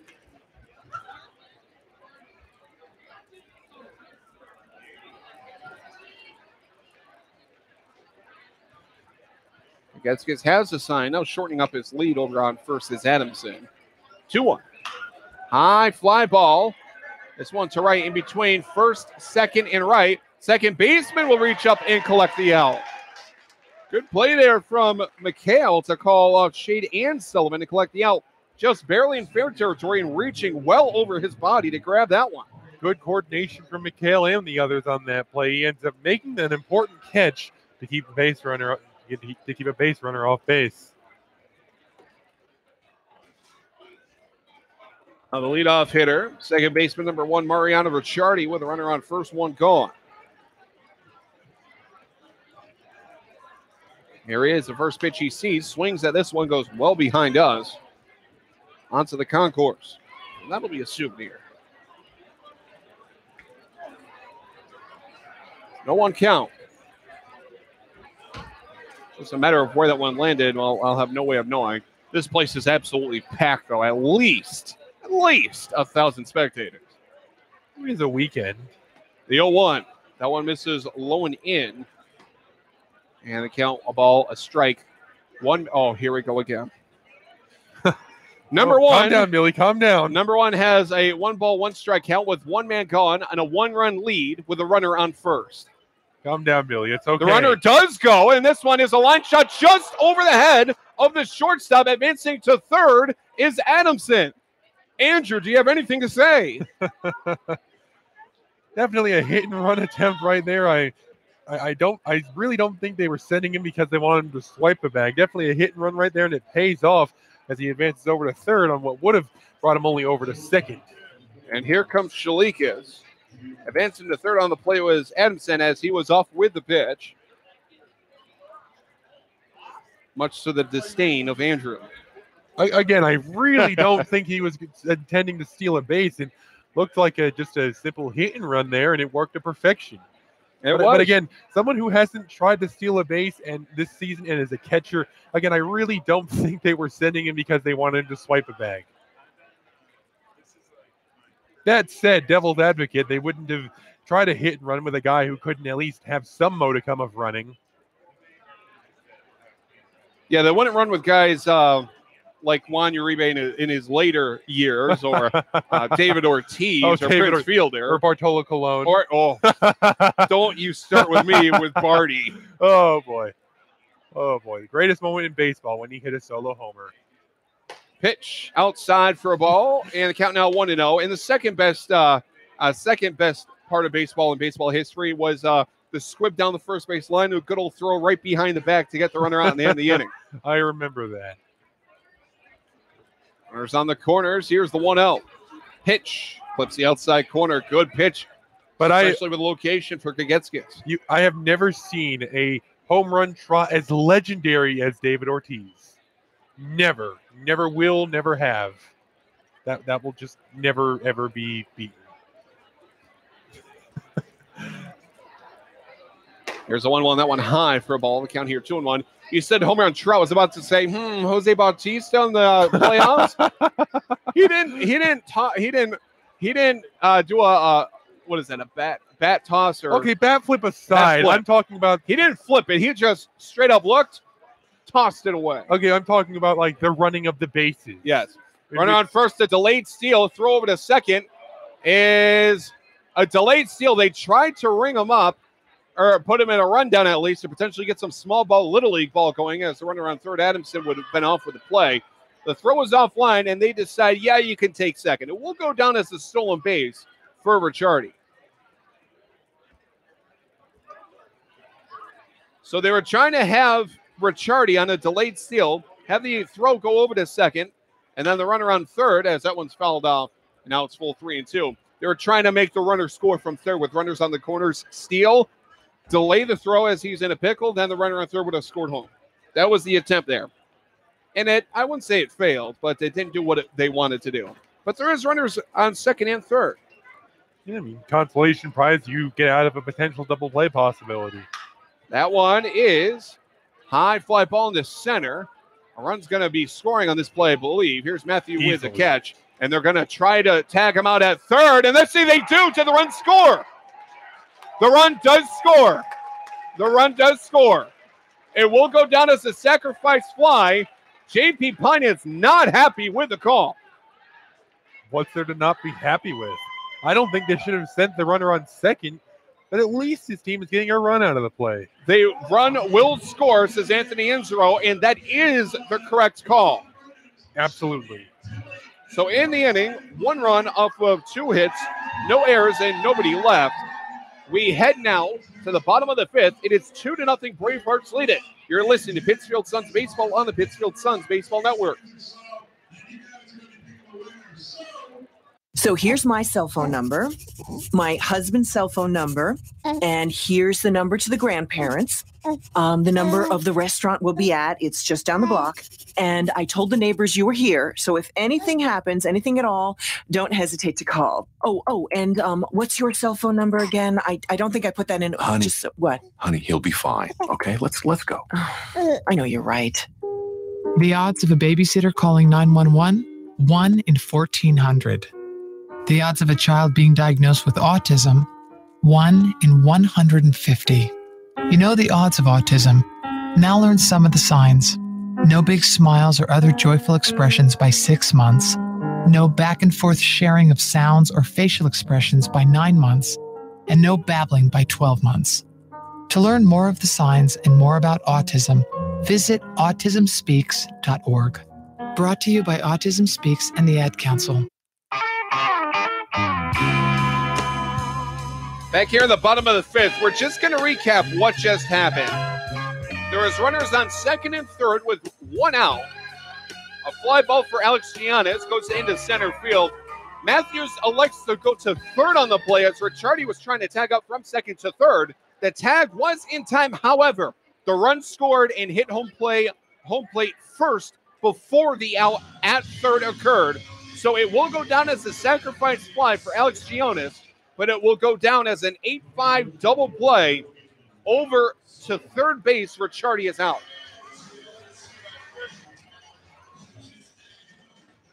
A wild inning, but a run is out. J.P. Pine was not happy with the call over at third, but he was out, and the run did score as well. So I guess it's a good news, bad news situation, but both are correct calls. As the first pitch here to first baseman number 38, Patrick Sullivan digs in. Currently in a bit of a slump here. Everyone is at this point. The left-handed hitter sees the first pitch called strike. Now back-to-back pitches called strike. He's currently in an 0 for 12 stretch. 0 for 11 stretch, excuse me. 1 for 13 total. Collected and out, then hit a homer.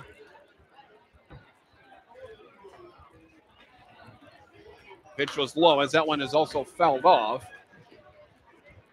And now it is 1 ball, 2 strikes. To this point, 14 straight plate appearances without a base hit since blasting that 3-run homer a little bit ago. And a 1-2. High fly ball. This one going into shallow center. Underneath that one is Pesci. He will reach up and collect the out. Make that 15. That's going to get frustrating at some point, though. So many times up at the dish without really achieving much. You just have to, I guess, keep taking your hacks, and eventually you're going to get something out of it. Shortstop number 30, Thomas Hughes. His first at-bat since returning to Pittsfield and a member of the Suns for the first time since 2016. He struck out swinging on 3 pitches. Pitch is high and away for the first ball he sees. Thomas Hughes, Party in the USA by Miley Cyrus has always been his walk-up music, but it's getting the listen just to this. He brought the entourage, all right. Pitch is low and away. It's now 2-0, but just listen.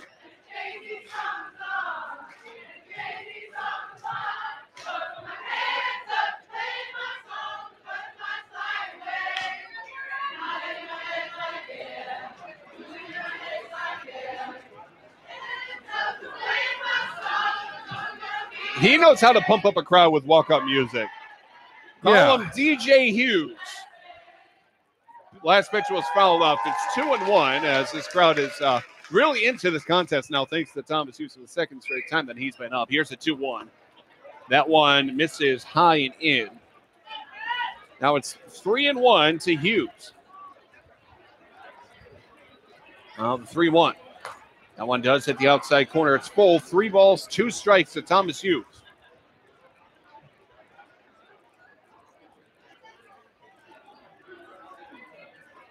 Payoff is inside. Oh, they ring him up. Oh, no. No.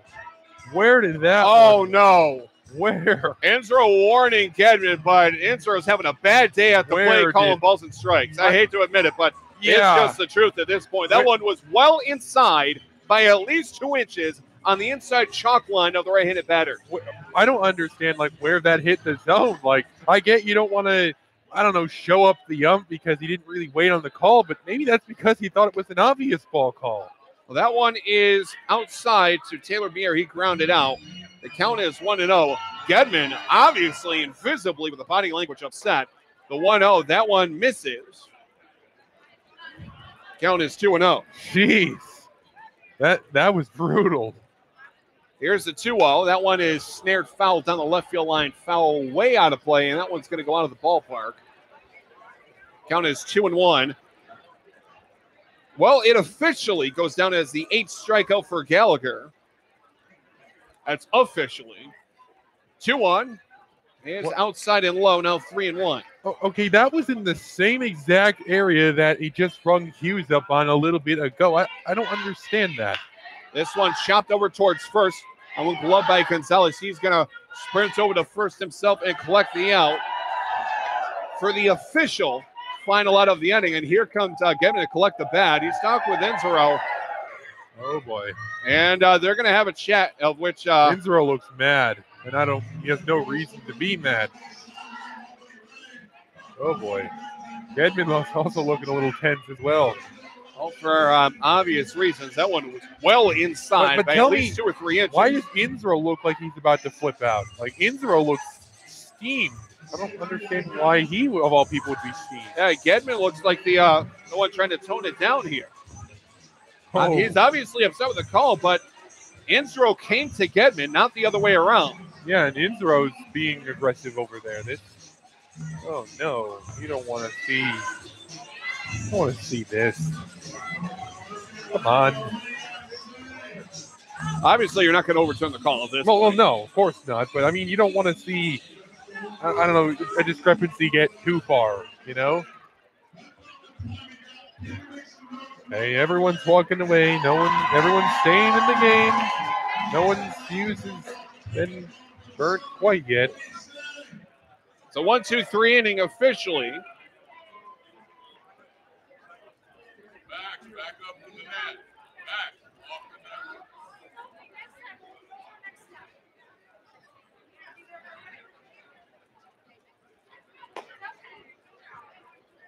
So that one is, like I said, going to end the inning. We now head to the top of the 6th. We're over to second. And we're going to get set. And leading things off here for the visiting Worcester Bravehearts, it will be the heart of the order.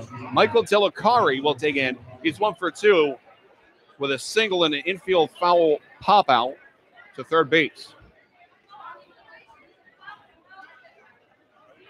A lot of controversy here today, both for and against both teams.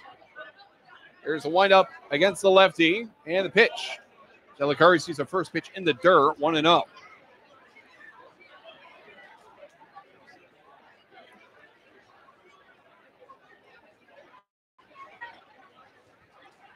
There is the 1-0, and that one again. Oh, man. Kagetskis, again, is nearly expecting it at this point. Another hit ball that nearly takes his head off. So fourth ball that has happened to. What did Kagetskis do to you guys? Like, at this point, it's almost more likely that they're, like, doing, I don't know, it's weird. We've never seen this type of thing before. Out of 8 hits, 4 of them have gone into center field and nearly taken Kagetskis' head off. Here's Mack Shelley. He's 0 for 2 with a double play. Pitch is a curveball that slips out and goes high and away. Now it's 1-0.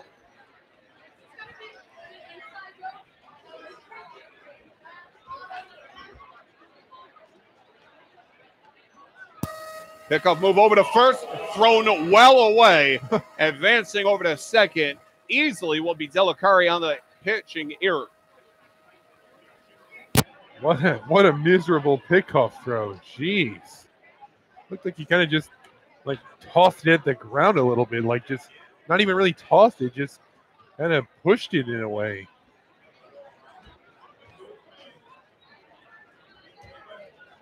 Pitch up and away for another ball.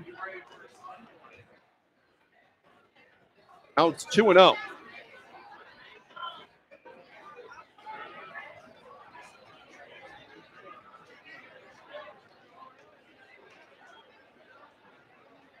Here now the 2-0. That one misses low and away.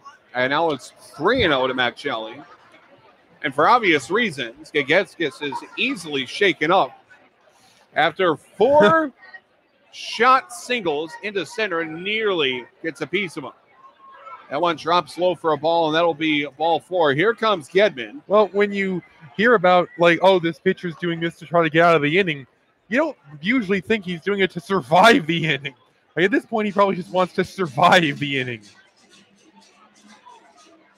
So Matt Gedman comes out as opposed to Shalikas, and we'll see what happens. Do it for him? Down 2-0. It doesn't look like it. He's currently at 88 pitches, so this will be his last inning unless the next pitch warrants a triple play. As rare as that may be. That would be fun. No, since I've never had a triple play here at Wahconah Park. We've nearly had a triple play going from third to second, but the throw to first was not in time. I remember that. That was back, your second year back in 2014, was it?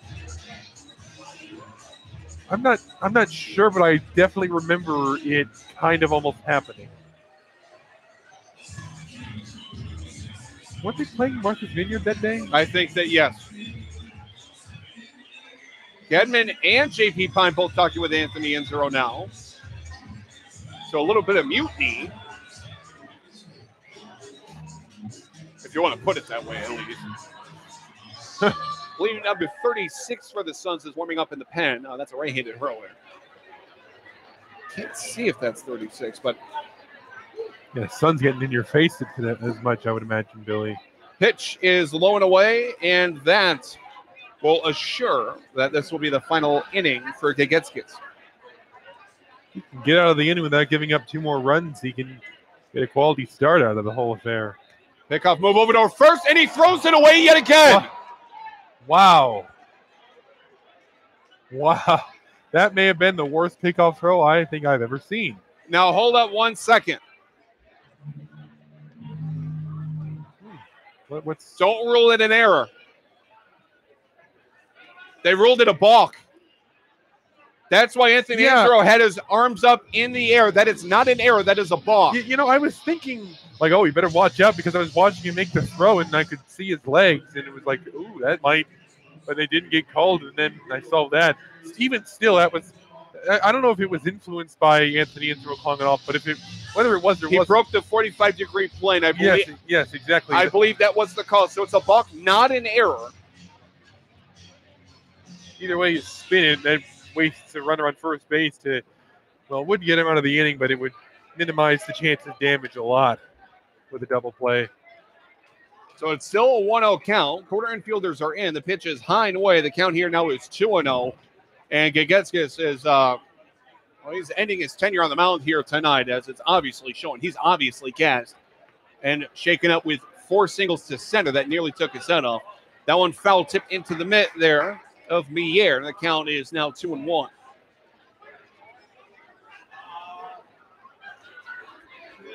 Even still, if that was not influenced by Inzero, that was one of the worst pickoff throws I think I may have ever seen. I believe he tripped himself going over the rubber. I think with his double jab on the back leg, I believe that was the call, as that last one bounced in for a ball. Now it's 3-1.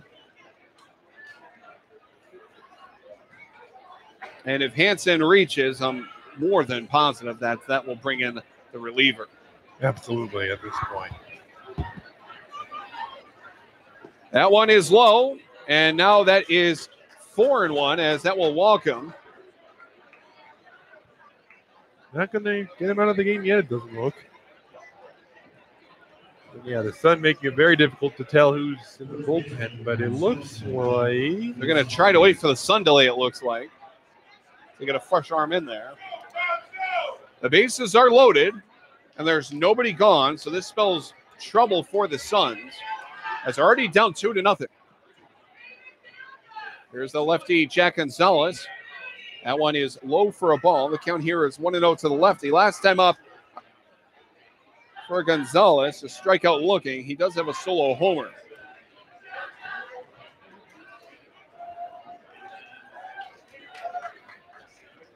A 1-0. Check swing. It is called strike throw over to third, not in time.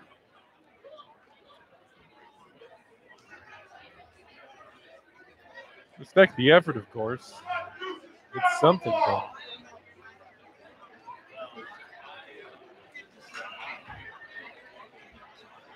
Here is the 1-1.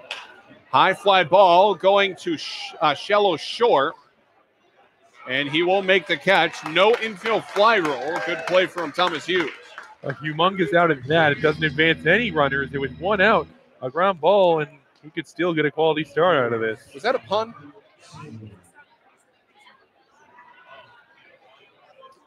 That will do it. Never mind that, I suppose. For Gagetskis, he will run short, going 5 1/3. You said humongous play. Hughes. Oh, boy. I wasn't sure if you were being serious. I'm face palming so hard at that one. Oh, boy. So that will do it. Like for Gagetskis getting a standing ovation from the Suns crowd as well as the dugout. And there is going to be a new pitcher in the ballgame here for the Pittsfield Suns. I think they might as well call a sun delay right now as they may as well. I don't know why they're not. Because I'm glad I have my hat, or else I would be basically blinded.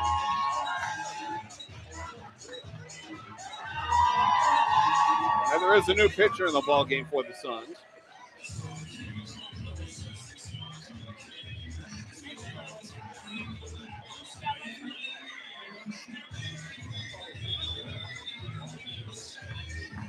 Gedman now talking with the three men on base as well as JP Pine. A friendly rivalry between these two teams. Talking about the balk, it appears. Maybe while he's at it, he could say like, "Hey, look at the sky, and if you can't do it, then what are we doing out here?" The pitch went to the backstop. I'm surprised. This is Jonathan Marquia making his Pittsfield Suns debut, it appears. He just came into the Suns roster yesterday in Worcester. But again, it's extremely surprising that they're continuing to play. I legitimately can't. I have to have like my hat over my eyes, or I would just be blinded. I don't know how it's not the same for them down there.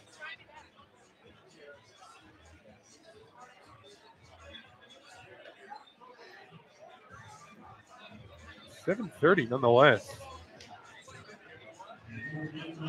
Just under 1 hour of play, or excuse me, over an hour and a half of play.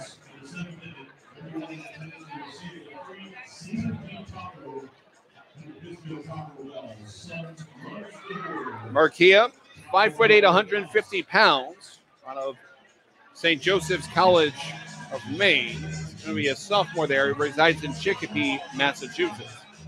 And, well, of course, responsible for every single runner on base right now. Won't do the line for Gigetskis, but unofficially, Gigetskis pitched 5 1/3, following 2 outs. And potentially, if Marquia can't finish off the job without giving up a couple runs, Gigetskis could fall more than 2 outs short of a quality start. But as things stand, 2 outs short of a quality start, 24 batters faced, 2 earned runs off 8 hits, including 1 long ball, walked 2 and struck out 4 on 95 pitches, 60 for strikes. And Billy really unraveled in this last inning of work here. Too many balls hit back to him, as well as a lot of pitches thrown.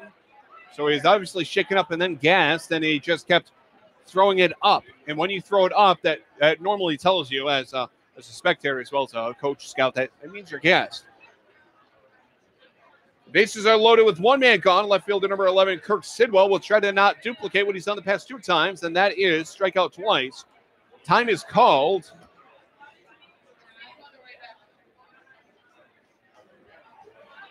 And what's going on here? Looks like some sort of accessory was thrown back over to Derek Adamson.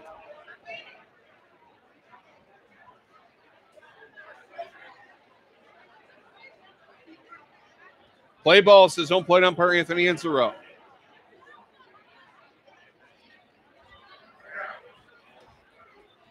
Here's the first pitch. That one's fouled back, trying to make this one a big hit. Possibly doubling up the lead there with Sidwell, but he's just going to tap it the opposite way.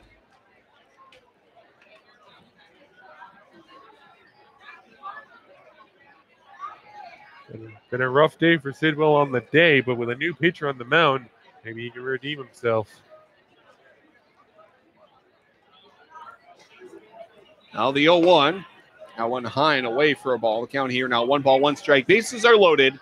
1 man gone. Akari sits on third. Shelley on second. Hansen on first.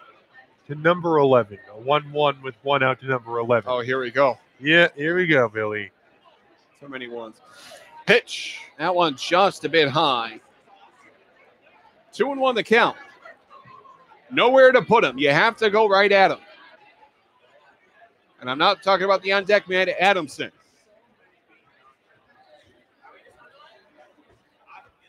Marquia, the 2-1. Big cut and miss from Sidwell. Now it's 2-2. And trying to put the game well out of reach on a single swing. That swing was ugly. Even if he made contact, it would have just been a simple pop-up, an easy second out, but not going to make contact with a very poor form swing like that. He actually went out of the zone and swung high, as if he was swinging a dumbbell. It was weird. 2-2. Cut on a miss for strike 3. Now 2 men gone. The base is still loaded. A miserable day for Sidwell. 3 strikeouts, including an absolute dagger of a one right here. And he'll go ahead and wear the hat on a very rough day. Catcher number 42, Derek Adamson. Last chance for them to get some offense with the bases loaded. You do not want to squander an opportunity like this. They had this with no outs in the board at one point as well. It's 1 for 2 on the day. First pitch, called strike, 0-1. Here in the top of the 6th, not necessarily the end of the game because we're in the middle innings, but definitely clutch time for pitching for Marquia. The 0-1. High for a ball, evens it up. A ball, a strike.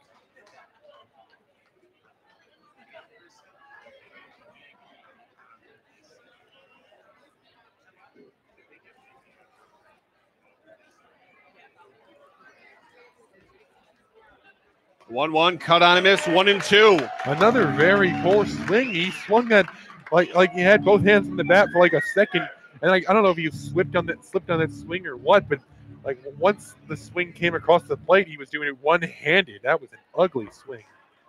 It's a 1-2 count for Marquia, the reliever. The 1-2. Make it 3, strike 3, and the Bravehearts squander a bases loaded 0 out scenario. That will end the line of Gigetskis as well. Fantastic pitching by Marquia. That is going to end the inning on a very high note. So in the inning, no runs off 1 hit, 1 error, and 3 men left on base. We're going to try to confirm if that was a balk or not, but it looks like they are not going to have the runners go out. Nope. That will definitely mark it up. Chalk that one on the tally for the sun delay because at 7:36, exactly an hour and a half after this game started, we are in the midst of a sun delay. So we will be right back here on the Pittsfield Suns Baseball Network. Trying to sell for time for the sun delay. Type 2 diabetes is a serious chronic health threat in America. It affects tens of millions of people. Many people who have the disease don't know it. Diabetes can cause health problems such as heart disease, strokes, amputations, and blindness. Talk to your doctor, get screened if you're at risk, and learn how to avoid becoming one of the millions of new cases of diabetes each year. You can help prevent type 2 diabetes. A message from CDC and HHS. Did you know the 3rd leading cause of fire deaths for older adults is cooking? Hi, I'm Rob Neal from the United States Fire Administration with important fire safety tips for seniors. Never leave cooking unattended because a serious fire can start in seconds. Don't wear loose clothing while cooking. Keep towels and pot holders away from the range. Double check the kitchen before you go to bed or leave your home. This message is brought to you by the United States Fire Administration, your local fire department, and this radio station. Exercise is hard. So is maintaining a healthy diet. Of course, neither is half as hard as dying. Sadly, type 2 diabetes, heart disease, and stroke kill nearly 1 million people a year. Even sadder, most of these deaths are preventable with a few lifestyle changes, including regular activity, healthier eating, and not smoking. Talk to your doctor about your risk for type 2 diabetes and heart disease. And if your doctor recommends lifestyle changes or medication, listen. The reason so many die is because not enough are willing to change. You can stop it, starting right now. It's your life. Listen to your doctor. Eat better. Get moving. Visit checkupamerica.org or call 1-800-DIABETES. A message from the American Diabetes Association. So here's my cell phone number, my husband's cell phone number, and here's the number to the grandparents. The number of the restaurant we'll be at, it's just down the block. And I told the neighbors you were here, so if anything happens, anything at all, don't hesitate to call. And what's your cell phone number again? I don't think I put that in. Honey, What? Honey, he'll be fine. Okay, let's go. I know you're right. The odds of a babysitter calling 911, 1 in 1,400. The odds of a child being diagnosed with autism, 1 in 150. You know the odds of autism. Now learn some of the signs. No big smiles or other joyful expressions by 6 months. no back and forth sharing of sounds or facial expressions by 9 months, and no babbling by 12 months. To learn more of the signs and more about autism, visit autismspeaks.org. Brought to you by Autism Speaks and the Ad Council. Are you prepared in the event of a disaster? I'm Jim Cantori, reminding you that the best way to make your family safer is to be prepared before disaster strikes. First, build a disaster supply kit with enough supplies for each family member for at least 3 days. Next, make a family communication or evacuation plan. Finally, stay informed. Listen to local radio and TV reports when disasters are imminent. For more information on how you can be Red Cross ready, contact your local American Red Cross chapter or visit redcross.org. Hi, we're talking to real smokers about quitting. Tell me when you smoke and why you smoke. Eat, cigarette, kids, cigarette, dinner, another cigarette. One on my way to lunch, one after lunch. And another cigarette, and another cigarette. Have you tried to quit? Yes. I become angry. It ain't that easy. You can't just quit cold turkey. I tried. What would you do different? Actually having a plan and thinking it through. You have to relearn how to live your life without a cigarette in your hand. With the right plan, you can quit smoking. Free at becomeanx.org. X, a new way to think about quitting. Brought to you by X and the Ad Council. Home safety is a family effort. Being safe and sound should be everyone's priority. In times like these, theft and violence can strike anywhere. Protect your family. Keep your home well lighted and always lock doors and windows. Installing alarms adds an extra level of protection. Never leave valuables in plain sight. To learn more about protecting your home and family, visit ncpc.org or contact your local law enforcement agency. A message from the U.S. Department of Justice, National Crime Prevention Council, and the Ad Council. Salagadoola, metricapoola, bibbidi bobbidi. You must be your fairy godmother. Yes. It doesn't take a fairy godmother to tell you that the right fit means everything. Good heavens, child. You can't go in that. Children under 4'9" need to be in a booster seat because they aren't ready for adult safety belts alone. Many parents miss the important step of booster seats. Maybe you better explain things to him. Booster seats raise your child up so that a safety belt designed for adults will fit and protect them properly. Oh, that does make a difference. Remember that 4'9" is the magic number, and get your little pumpkin there safely in a booster seat. Hop in, my dear. Oh, thank you. And like Cinderella, you can live happily ever after. It's like a dream. A wonderful dream come true. For more information, visit boosterseat.gov. This has been a message from the U.S. Department of Transportation and the Ad Council. Give yourself the gift of a comfortable retirement by setting some cash aside for yourself. Saving a little of your monthly income can be as affordable as the average holiday gift. If retirement is near, you'll want to start saving right away. If you're younger, begin saving now, and compound interest will help your retirement funds snowball. A great way to figure out how much you'll need to save for retirement is to learn how much you'll get from Social Security. Do that in minutes at www.socialsecurity.gov/estimator. Check it out, it's the Terminator. Hey, when'd you get back, huh? Did you have to shoot anyone? Why are you so distant? Are you not happy to see me? So what's the deal? You gonna get a job now or what? Why are you being so jumpy? Put all that stuff behind you, okay? No one knows what it's like to come back from Iraq or Afghanistan unless they were there. Join other veterans at communityofveterans.org because we know where you're coming from. Brought to you by Iraq and Afghanistan Veterans of America and the Ad Council. Did you know that every 2 seconds someone in America needs blood? Dr. Phil here, and I'd like to encourage you to donate blood through the American Red Cross. If you've never given before, now's a great time to start. If you've given before, do it again. It only takes about an hour, and your donation could make a life-saving difference. So contact the American Red Cross today. To make an appointment, call 1-800-GIVE-LIFE or visit givelife.org today. Thank you.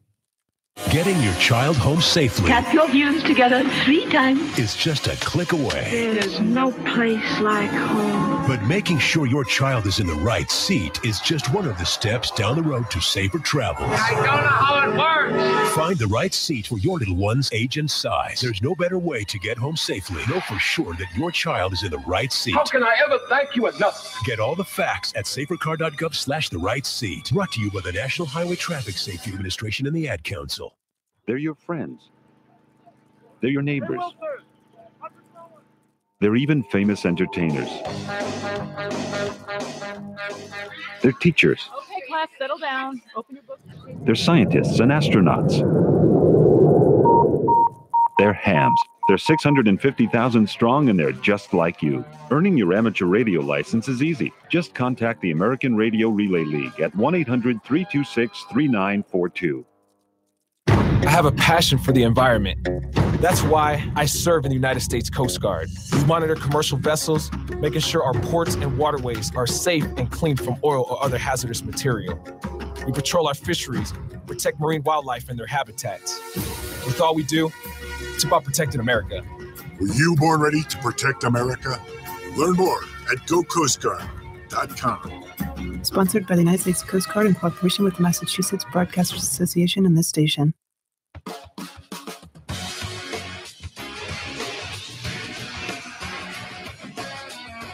Welcome back to Pulled Out Field at Wahconah Park in Pittsfield, Massachusetts, in the midst of a sun delay. And, well, probably going to be not a lengthy one at all. It's probably going to be short. 2 rule changes. Both of them were my mistake, actually. In the bottom of the first, when Chad Shade hit a ball that hit Alexander White, that was my mistake. That is ruled a single, not a fielder's choice. It is a dead ball. Runner is out to the nearest fielder, which is 3 unassisted, but it does count it as a hit for Shade. So that is going to be going down as a single for Chad Shade. And then, as well, I did get an official ruling from the umpires regarding the balk or error due to Jonathan Gagetskis. His leg did not disengage the rubber. His legs did not move. He threw over to first, threw it away, and it hit the fencing. Because of that, it's like he threw it into the stands. Because he never disengaged the rubber, both runners advance, essentially, if he threw it on the stand. So that will go down as an error on Gagetskis, his second. And a rough day defensively for Gagetskis today. So those are the 2 rule changes. No balks. They were both errors. And advancing from second and third was 2 errors. As it looks like a little bit of dancing there for Worcester. I believe that was McFadden. Did a little bit of a jig there. Yeah, a little shake and jive, if you will. So pretty cool to see that over there. Everyone dancing to Fresh Prince of Bel-Air. Oh, the full version. Oh, good. I haven't heard this full version in a long while. So it looks like it's camp day here. As running around in circles, it looks like was Jody Mora. Oh, and here's Party in the USA yet again. So not Thomas Hughes coming up to bat, but everyone's going to be dancing and singing nonetheless. Now, 4 games that are currently happening in the FCBL. Of course, you already know that we're in the midst of a sun delay. But, Andrew, what else is happening around the league? Deadlocked 2 ties. Bottom of the 5th, 3-3 ties between Nashua and Brockton, and a 1-1 tie at the Vineyard Baseball Park. Top of the 5th between the Navigators and Sharks. So a lot of close games here. Indeed. But for the Pittsfield Suns, pulling off a miracle in the top of the 6th to end it. Gagetskis was gassed, and he induced a pop out to short, not infield fly because it didn't qualify in the blue. Then comes Jonathan Marquia, Pittsfield Suns debut. And he strikes out Sidwell and Adamson. And boy, what a time to strike out 2 batters. And having a scenario with bases loaded, nobody gone, which is almost guaranteed that you're going to play the runner. And nobody scores. A couple ugly swings there from Sidwell and Adamson combined. And it is Marquia who controls the pitches, locates it where he needs to, and collects 2 key outs, maintaining a 2-run deficit. Been a rough day offensively, really, for both teams, but Suns haven't been able to figure out Gallagher on the other end. So as we continue waiting for the sun delay to wrap up, which should be any minute right now, it will be the bottom of the 6th. The Suns do up, but Andrew, as we talked about, at least before the game, we had a little bit of time. We are talking about NBA free agency going to be kicking off in a couple weeks, actually. July 1st, I believe, for NHL and NBA. It's the new fiscal year for both of them. But where do you think that Kawhi Leonard will land? Oh, boy, that's very, very difficult. I don't really see there as being an obvious candidate for a team he could go to. Seen a bunch of theories thrown out there, but really, I would think the Spurs might play more of a, like, okay, interested teams come to us type approach to this whole thing. And there will be interested teams, of course. What do you think, Billy? And I don't think the Lakers make a good fit. I don't think the Lakers make a good fit. I don't think the Celtics make sense. And I've had people with like, oh, you know, the Cavs sign and trade LeBron. No. Nope. No way. For the Celtics for 1 year, with all that they have, forget it.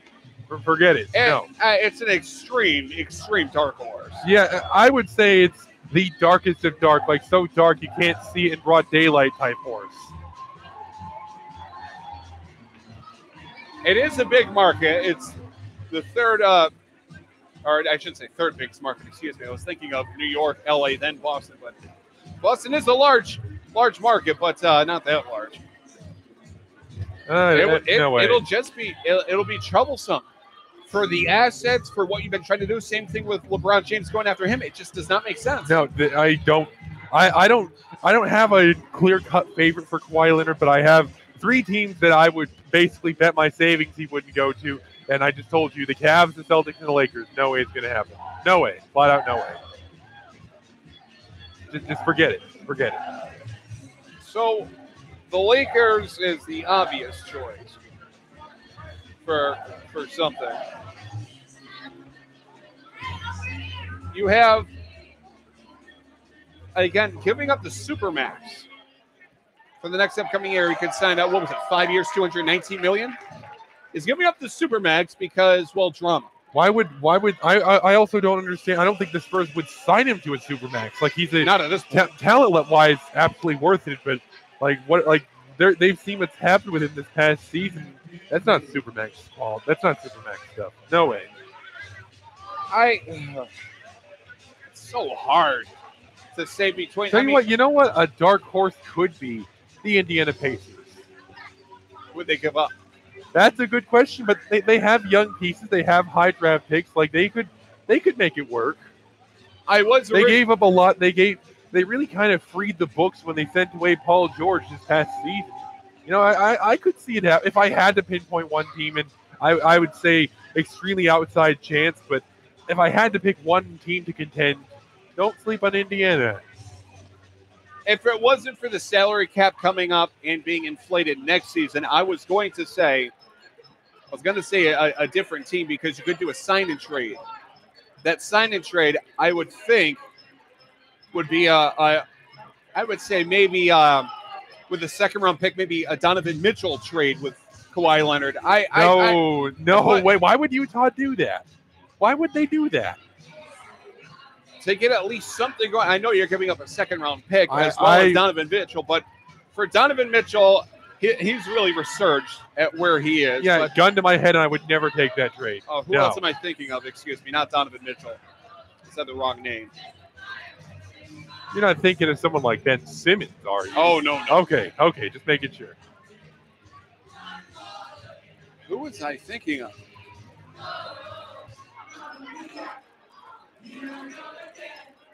See, I'm looking for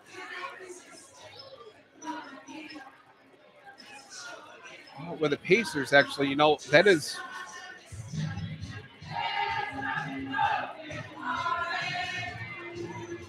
it's just so hard.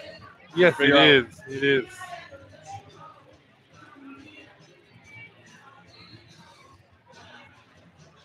I'm trying to find the name. It's escaping me right now. You know what team he played for?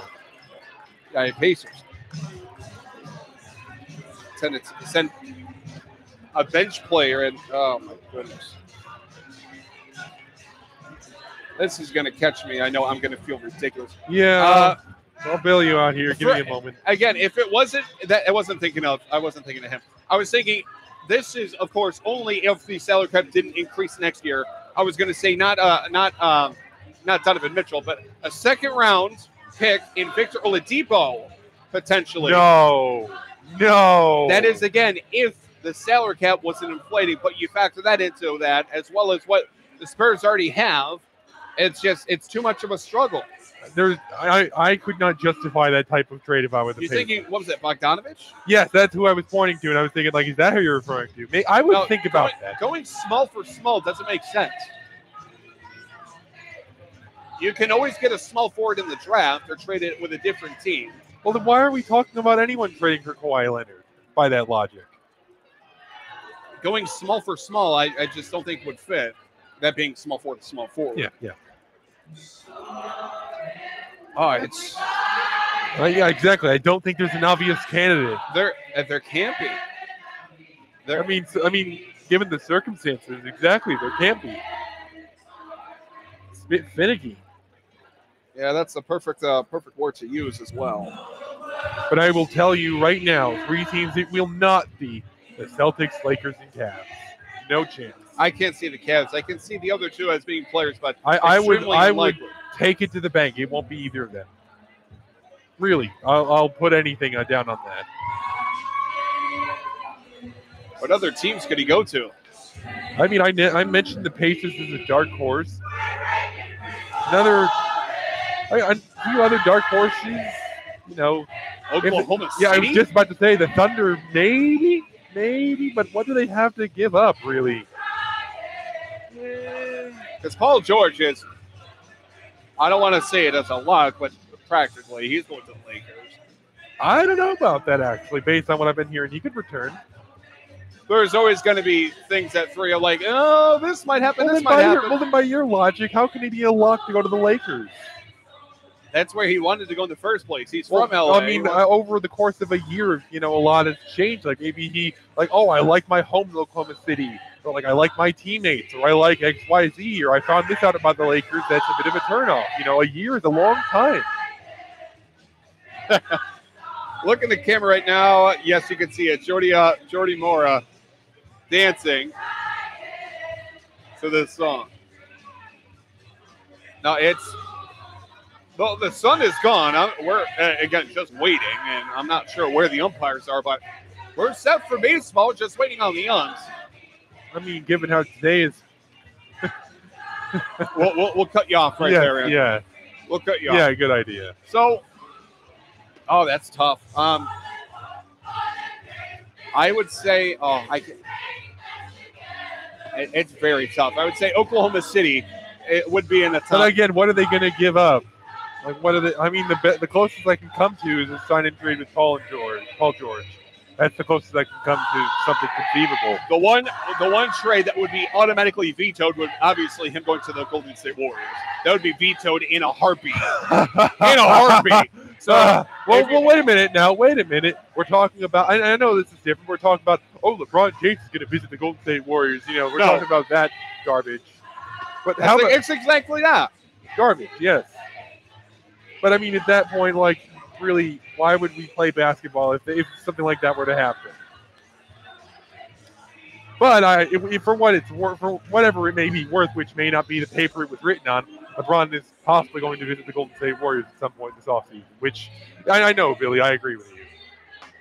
I think that meeting should just be, hey, you guys beat me, now I want to take you out to lunch. That is the only meeting and merit that deserves. If there's anything that even sniffs at the possibility that he would sign, albeit would be vetoed.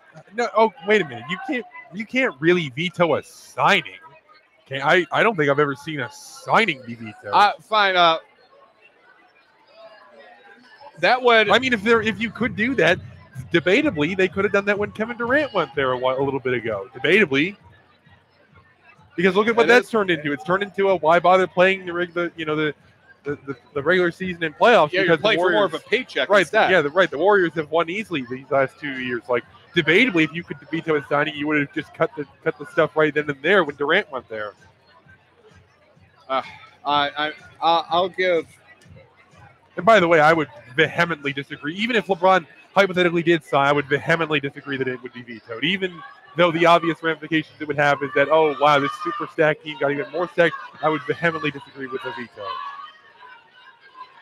What I would say is this, and I think you can agree, especially being a Cleveland fan, especially growing up and loving to watch LeBron James. Already there is the argument between Jordan versus James. James obviously, which shouldn't be an argument. I would have Jordan any day of the week. But yes, if he in your wildest fantasy and wildest nightmares, I should say, if he signed with the Golden State Warriors, that automatically clips him down, not just to second all-time below Jordan, but not out of the realm of top 5. I don't. Because he would have to be carried to get a finals victory goal. Then it would be, what, 4 and 6? 4 and 6 if he were to. He's 3 and 6 right now after losing to the Warriors a little bit ago. Yeah, but I disagree. I can't. I disagree. No matter what, LeBron could retire right now, and we would still be yappering about, oh, is he better than Jordan? And I don't think we debate as much as, oh, like, is LeBron better than, I don't know, Kobe or some other player? Well, that's an easy argument. Yeah, I think that most would say LeBron has probably had a better career. Anyone that is cynical and anyone has a good conscience, but I'm researching it would say LeBron over Kobe. Right. But I think that LeBron could win 7 more championships, and we'll be having that argument. But I don't think that it clinches it if he were to go to the Warriors and go win 5 or whatever championships. I think if he gets to 6 and 6, we can say that he's better than Jordan. If he gets to anything more than that, then debates over LeBron, definitely over Jordan. But right now, I definitely would take Jordan. I think that Jordan definitely would take Jordan over LeBron right now. But no matter where LeBron goes, if he gets 3 more chips, then I would take LeBron. Even if it's the Golden State Warriors? Even if it's the Golden State Warriors. Wow. Chips are chips. At one point, being carried is also being carried. Oh, okay, then you could argue Kevin Durant's been carried, or Steph Curry's been carried, or anyone you can name on the Warriors has been carried. And that argument doesn't hold much weight. Here's Nolan Cloutier just getting past the sun delay. And that one's in there for a called strike. Here's the next pitch. That one also hits the outside corner, called strike. Chips are chips, of course. At one point in time, or as many as you won, you were the greatest team in the game at that point. The 0-2 is upstairs now. 1 ball, 2 strikes. That sun delay ending at 8:01. That's good for a 25-minute sun delay. Not too long, not too short. That pitch cut on and missed, fouled it back into the mitt. And that is a strikeout, yet another, for Gallagher. That is his 9th on the day. Gallagher not affected as much by the sun delay as we've seen pitchers who come here on the road affected by. He continues to mow the opposition down. No problem. Is Alexander White victim of one of those strikeouts? At this point, almost everyone is a victim of a strikeout except for Mier and McHale. That's true. That pitch was outside of the zone for a ball, 1-0. Here is the next pitch. That one also low out of the zone. 2-0. So right-handed hurler warming up here for the Bravehearts. 2-0. That one also outside. Now it's 3-0. White already has a walk on tonight's contest as well as the strikeout. And here's a 3-0 holding all the way. That one right dead center. Called strike, 3-1.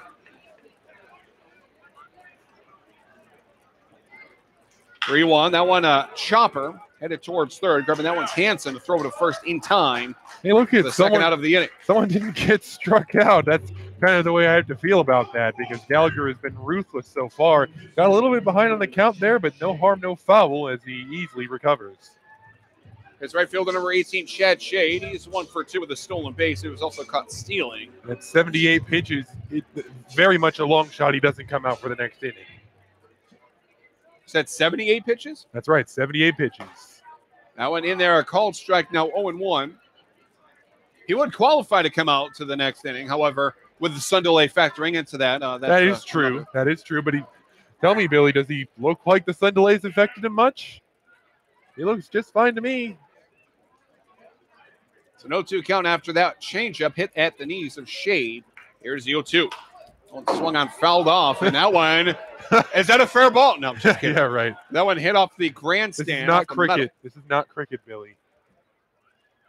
Are you talking about golf? Either way, if that's cricket as well, that one's also, well, there's no foul ball, but that would have been a sixer if that was cricket. So the foul ball continues at 0-2. And the pitch.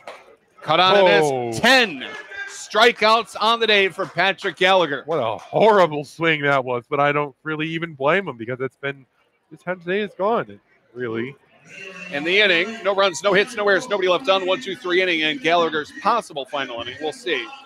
But through 6 full innings, we head to the top of the 7th. 2-0. Bravehearts lead the Suns. You're listening to Pittsfield Suns Baseball, the Pittsfield Suns Baseball Network.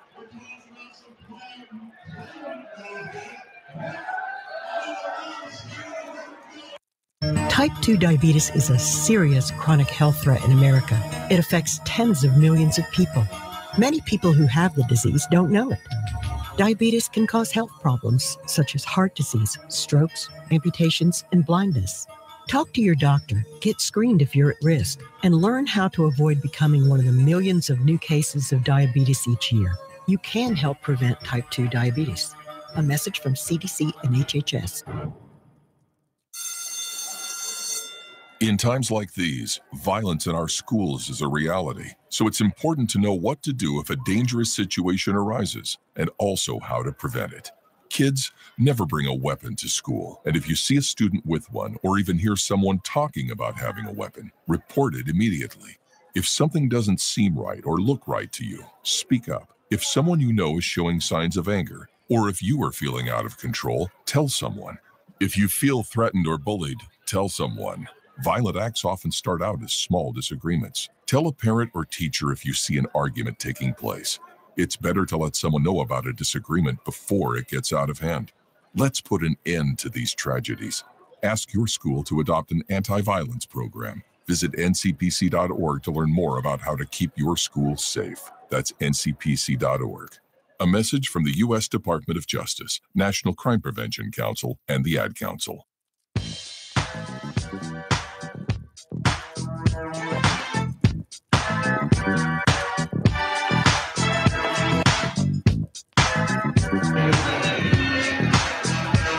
Top of the 7th action here. And coming back out for his 2nd inning, first full, Jonathan Marquia, after waiting a half inning plus 25 minutes sun delay. But last time for Marquia, he came in with a bases loaded 1-out situation, struck out both batters in a row. Here's the first pitch. That one fouled back to the netting.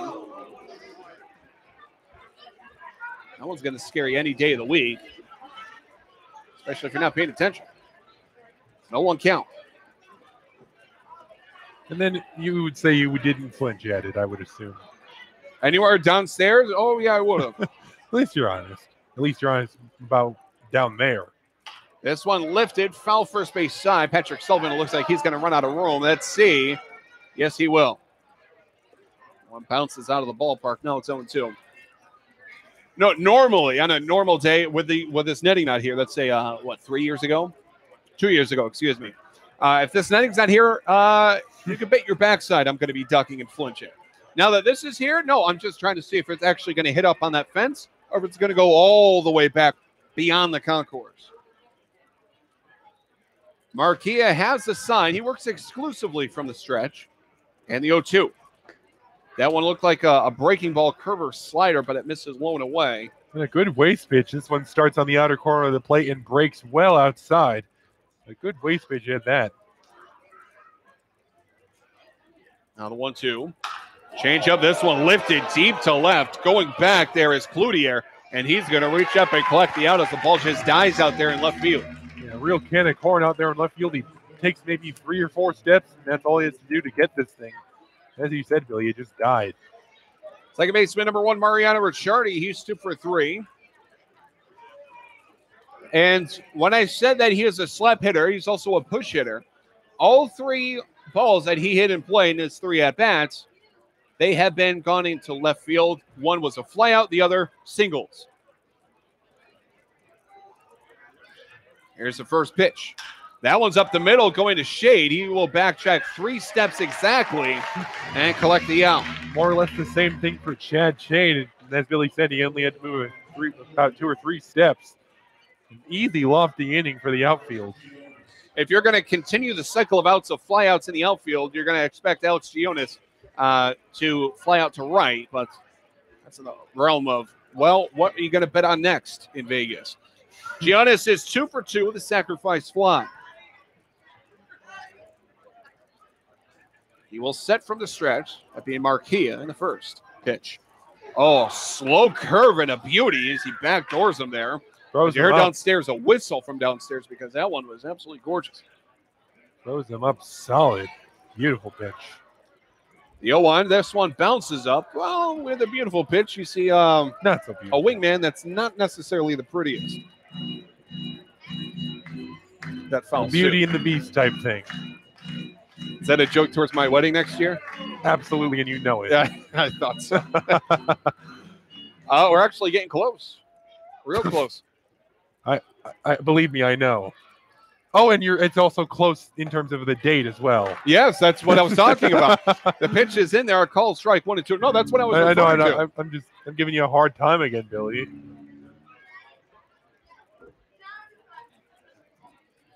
Now the 1-2 cut on him is strike 3. Absolutely filthy changeup from Marquia. That is his 3rd strikeout on the ball game as he completes his first full inning. We stretch here at Pulled Out Field at Wahconah Park. 2-0 Bravehearts lead it. Let's listen to Take Me Out to the Ball Game as you're listening to Pittsfield Suns Baseball on the Pittsfield Suns Baseball Network.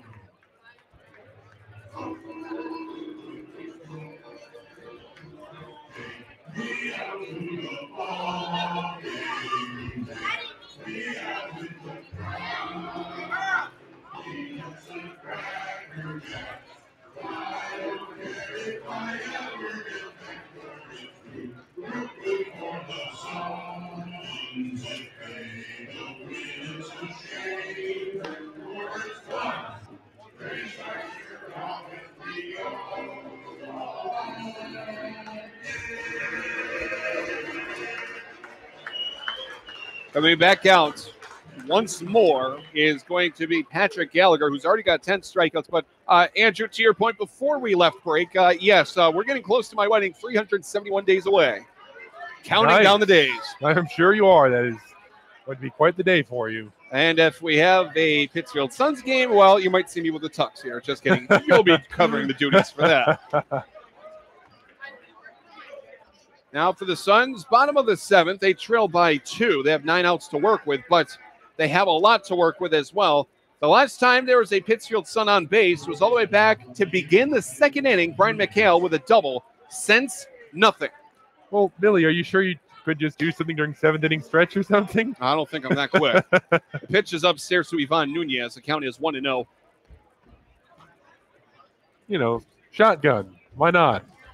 Only shotgun I'd be doing is having an adult beverage, as this one is fouled off. And the count here is now 1 ball, 1 strike. That'll be a quick wedding. Yeah, Gallagher's got a great night. Sunday? Now. That would be very fitting, I believe. Would. Pitch is low. Now 2-1 for Gallagher.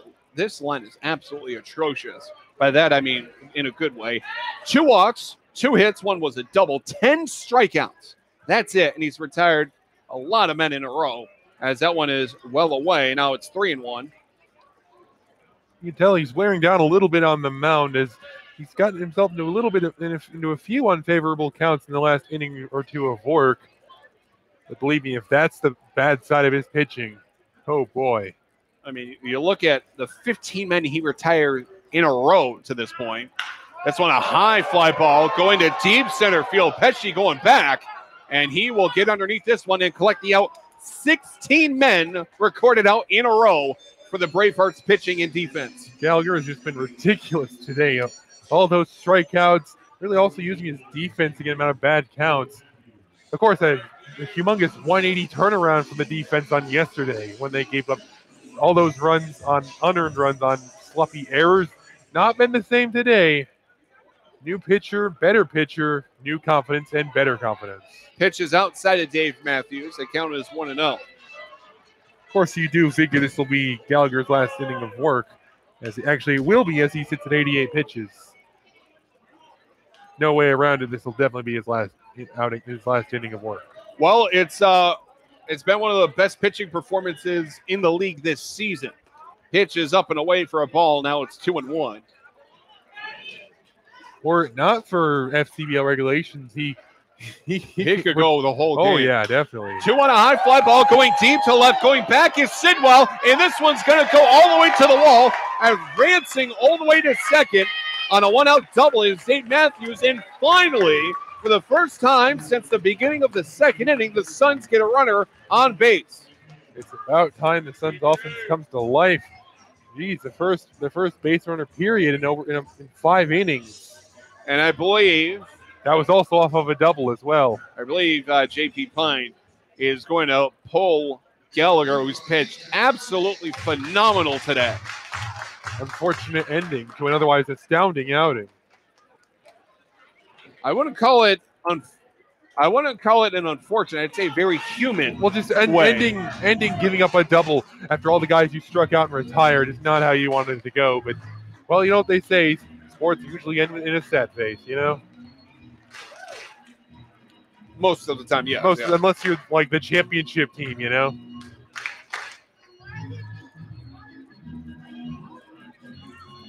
So there's a new pitch in the ball game. And is he sporting goggles? I think he is. Well, didn't the Dodgers used to have someone like that who wore goggles a lot? I'm blanking on it. Eric Gagne. No, I'm thinking of someone more recent than that. Does that show my age? Oh, boy. I'm sorry to say, but yeah, I think that shows my age just a little bit. You know, didn't Brian Wilson wear goggles of some sort? I feel like that's what I'm thinking. Maybe No, not. I don't think it was him. I'll think. You know, I'm going to look that up. I'll think of it for sure. Well, there is a new pitcher in the ball game here for the visiting Bravehearts. 46, number 46. It is Logan Maitland.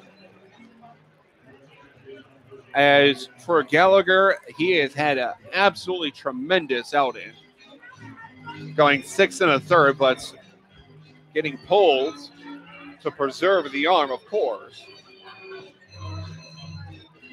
But no, it's yeah. That is Maitland, who is wearing goggles. I can't fathom that. Can't fathom how ridiculous that is that I'm saying Eric Gagne when you say goggles Dodgers. Gagne! I'm like, what in the world am I doing? Yeah.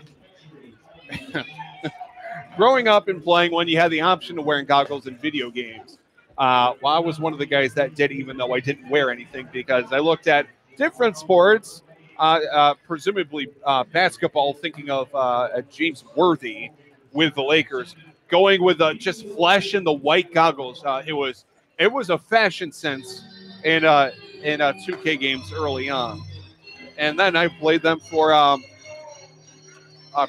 baseball games, and when you have the option, I used them.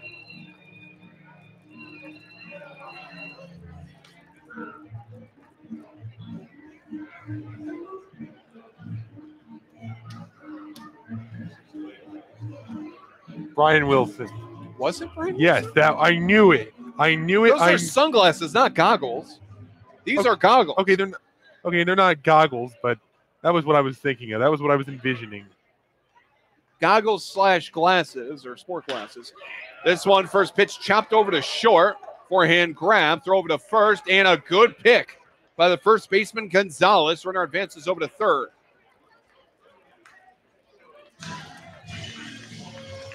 So ground out 6-3. Advancing over to third is Matthews.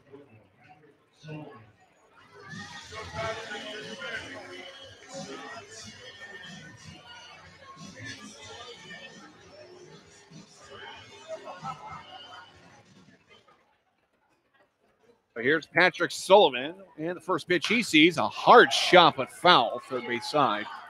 Well into the dike here at Wahconah Park.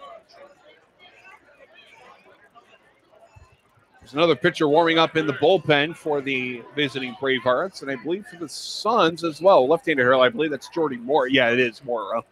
Here's the 0-1. That one yet again foul-tipped. And now it's quickly 0-2 to Sullivan. Sullivan 1 for 15 at this point.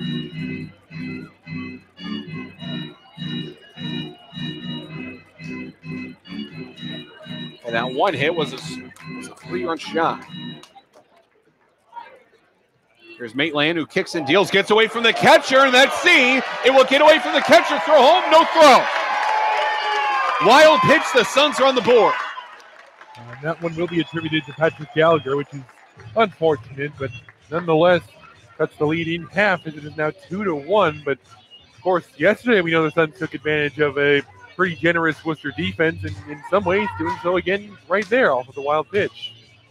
Now that marks Sullivan as the tying runner with the base is empty now.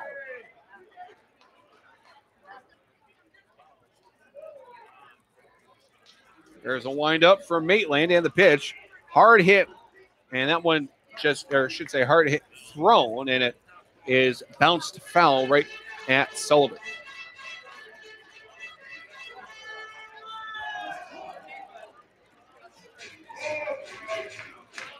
Sullivan is 0 for 2. Here's the 1-2. That one low and outside, no chance. Not a very good waist pitch. Starts off well outside and doesn't really look like it cuts or breaks of any sort, and it just ends up well outside. An easy take for right off the pitch. Well, more of a changeup than anything. The 2-2. That one goes to the 5-hole of the catcher. And now it's 3-2. So for the Suns, they really had to weather the storm that was the hurricane of Patrick Gallagher. Again, 6 1/3, 10 strikeouts.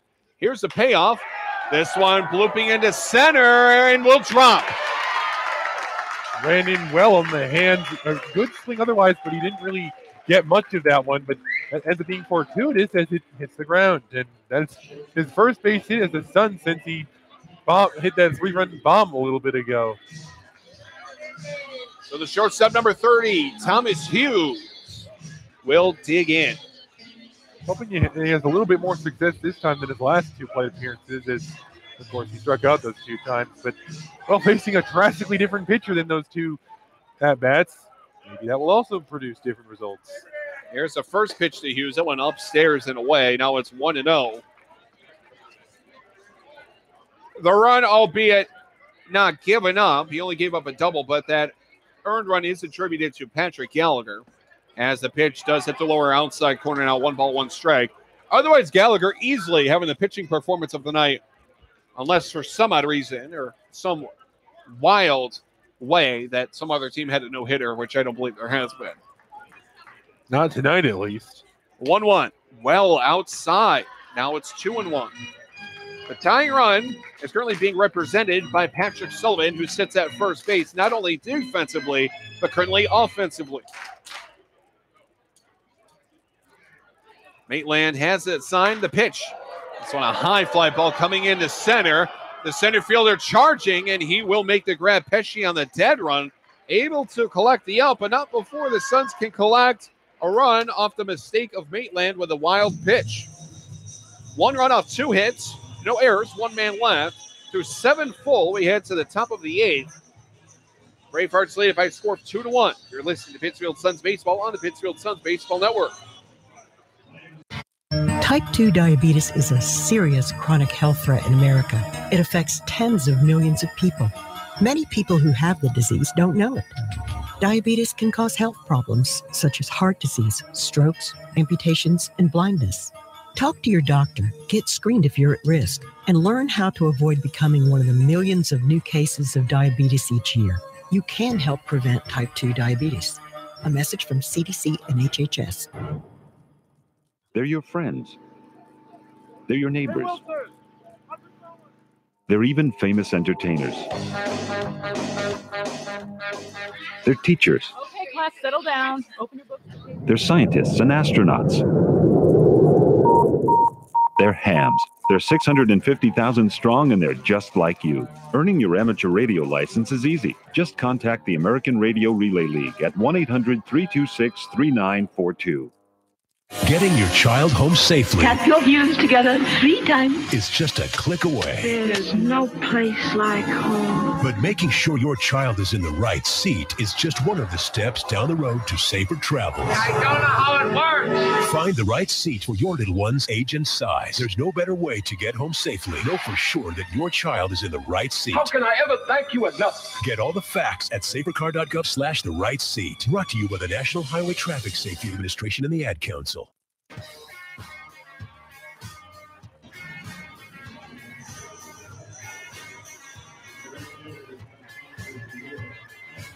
And it'll be the heart of the order. Akari, Shelley, Hansen, 2 up.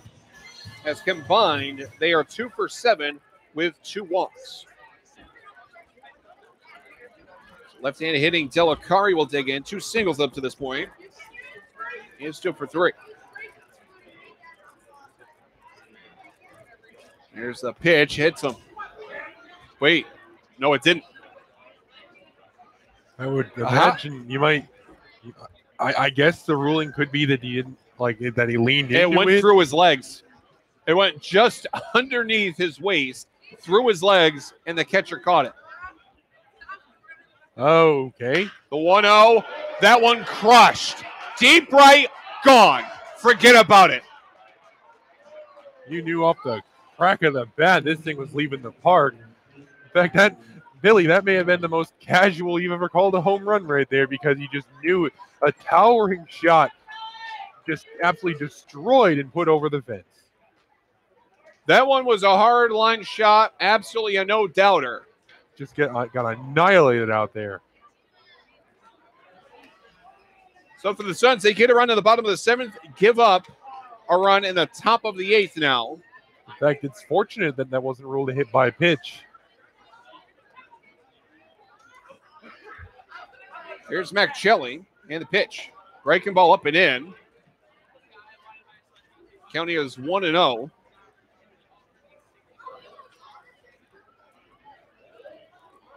It is 3-1 Bravehearts now lead it.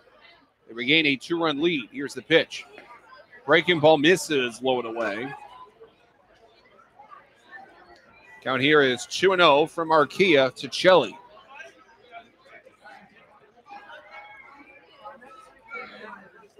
Now the 2-0, big cut and miss from Shelley, who tried to make it back-to-back and have a pair of jags, but that one caught on and missed.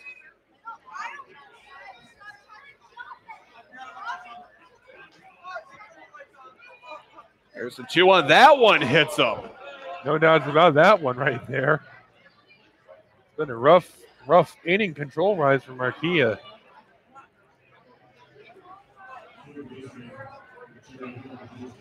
So I'll bring up third baseman number 19, John Hansen. He's 0 for 2 with a walk his last time up. I think more is all set in the pen.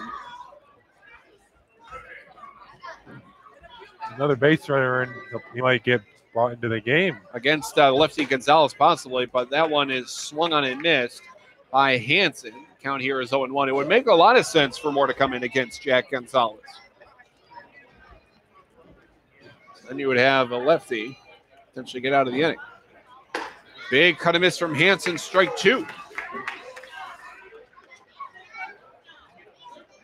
I don't know really how I would be aggressive against somebody who struggled with his command in this inning, but, well, there you go.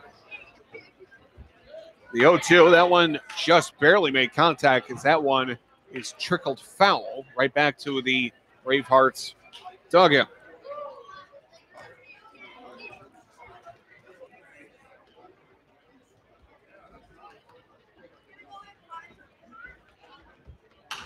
That one yet again hit foul, and we'll go again at 0-2.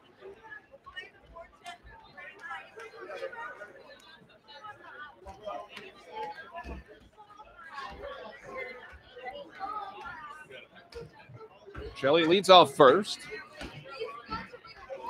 Stepping a dive away.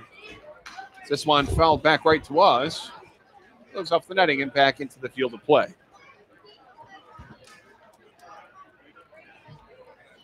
5 pitches this plate appearance to Hansen. All swings. 3 made contact. 2 did not.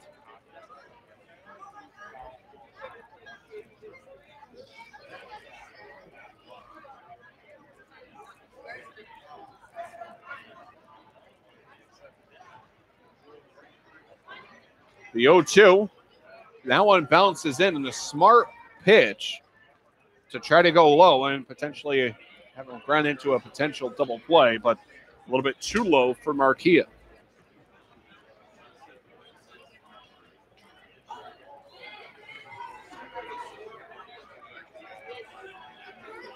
Seventh pitch on a 1-2 count incoming. Marquia deals. The 1-2 breaks his bat, and it bloops and does go into left center field. Center fielder knocks it down, but they are not going to try to test it. But he shatters his bat. Barely a splinter of the handle is left. And the Bravehearts have struggled to push runs across, but if you're looking for one of the big reasons why they're up in this game, look no farther than that. Their 10th base hit of the ball game hasn't translated much into runs, especially considering 2 of them have come off of solo homers, but they're consistently putting base runners on against whoever's on the mound for the Suns. It looks like that's going to change right now, and that's kind of how they've been able to keep innings alive and get runs across. And as suspected, Moore will come in and face off against the lefty, Jack Gonzalez, but that'll be when we come back. Runners on first and second, nobody gone. 1 run already in off a solo shot by Michael Akari on a 1-0 pitch. 3-1 Bravehearts lead it. You're listening to Pittsfield Suns Baseball on the Pittsfield Suns Baseball Network.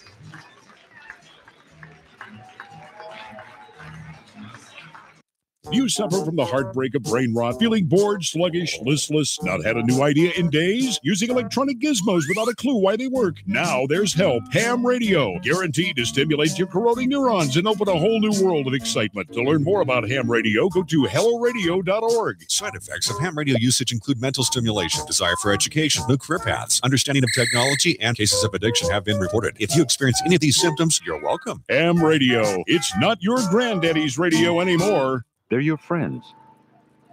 They're your neighbors. They're even famous entertainers. They're teachers. Okay, class, settle down. Open your book. They're scientists and astronauts. They're hams.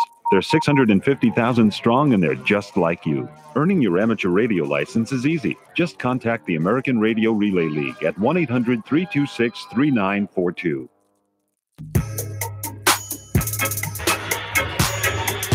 New pitch in the ballgame to try to stop the bleeding for the Suns. It's number 43, Jordy Mora.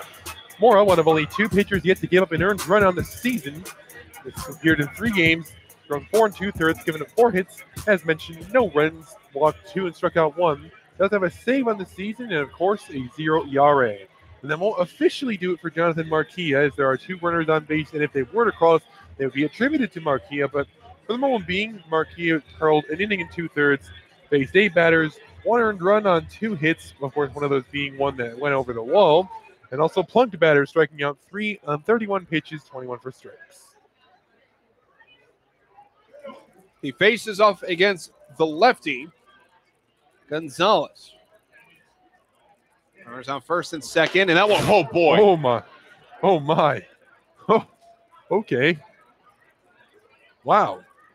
Do I have to say what pitch that was? Jeez.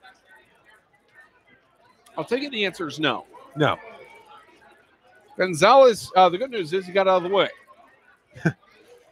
for both teams. Curveball, that's the pitch we want to see. That one, a beautiful curve. Way to rebound, going from whatever that first pitch was to an amazing curveball. Great way to rebound. So it's a 1-1 count, and the pitch. This one popped up, and let's see, they combine and they drop it. Oh my, that was a poor play on Mora's end right there. That one, oh boy. They're gonna take a look at Mora to make sure that he's all set. But why? Okay, why is Mora leaving the pitcher's mound and going that far to grab the ball? That was a very poor play on his part. I mean, I'm not a scorer, but I would assume that will probably go down to some type of error. It will be a dropped foul. Of course, Mora cut off the third baseman Nunez. Why? I don't understand why he did that though. Like that'll be a dropped foul E1.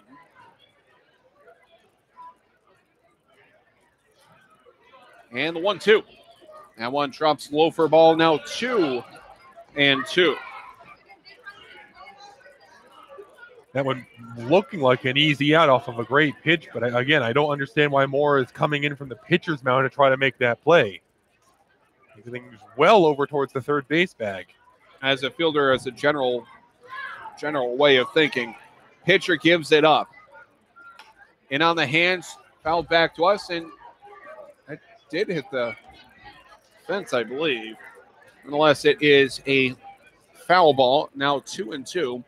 3 errors for the Suns, all on the pitcher. 2 for Gagetskis, 1 for Mora on a dropped foul ball. You do not see stuff like that every day. And the funny thing is, if that created runs that came around the pass, they would be unearned. It really makes you think, wait a minute, if the pitcher themselves makes the error, you know. It would be pitcher earned, team unearned, I would believe. But for this, that's a swing and miss for Jack Gonzalez. He does his job against the lefty and gets a strikeout. Now against the right-handed hitting left fielder, number 11, Kirk Sidwell, who's been down by way of the K 3 straight times. There's a certain sombrero that he's looking to avoid wearing. It is of the golden variety. That one, well, you're not going to continue to avoid it if you do swings like that. Pitch well outside, but he still swings at it and misses. It's 0-1.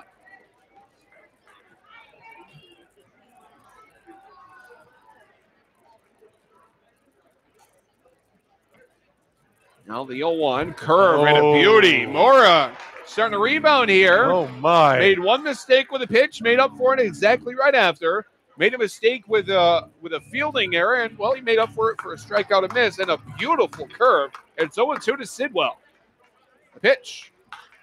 High fly ball down the left field line. Just foul. I mean, that one wasn't particularly close as it kind of had a bit of a cut to it before it landed. I guess at its peak, it looked like it was kind of riding the line, but it ended off falling well beyond the line. The top spin on it, yes, it did make it curve. What we thought was going to be very close turned out to be 5 feet to the left of the foul line in left. Mora still has a 0-2 count. Let's see where he tries to set him up. The lefty checks second and fires. Pitches outside, not nearly where he wanted to go.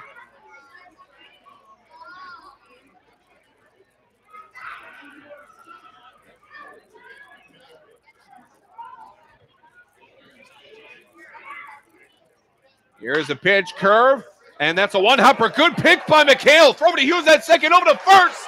Not in time. Oh. That. Wow. Yeah, I don't know how that's not in time. It looked like it was by about half a step. They got him at first. And very curious on that one.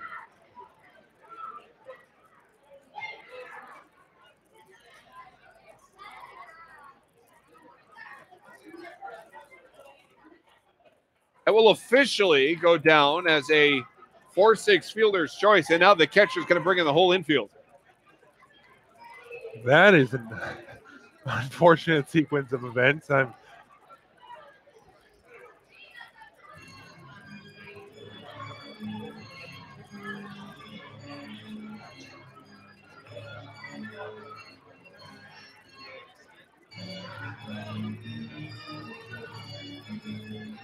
lot of close calls here tonight. Indeed, yes. There's 2 men gone. Runners on the corners now. Catcher number 42, Derek Adamson, sits in. He's 1 for 3 with a run scored.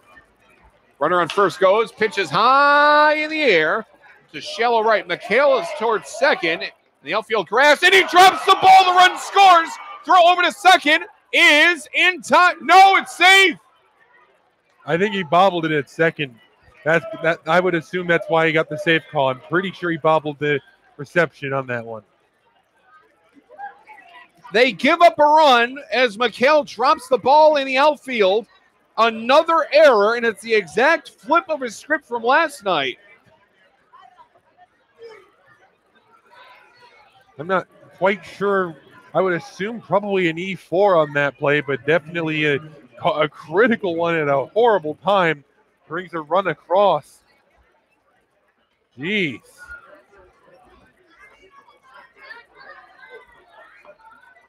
It hits the plate, goes to the backstop. Another run comes in. Oh my, this is getting out of control. 5-1 now, and there's still a run around third.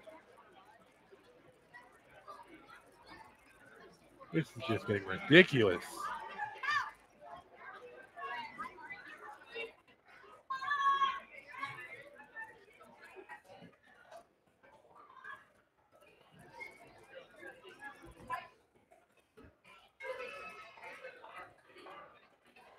Pitch is upstairs over the outside portion of the plate. It's now 2-0.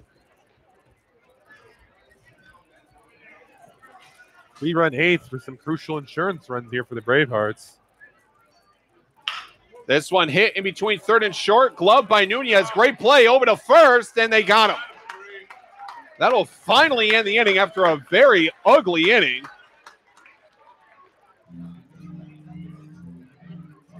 As in the inning, 3 runs come in off of 2 hits, 2 errors, and a man left. We now head to the bottom of the 8th. All the Suns are down by 4, 5-1. You're listening to Pittsfield Suns Baseball on the Pittsfield Suns Baseball Network. We're going to stay tuned in for Sweet Caroline with the crowd.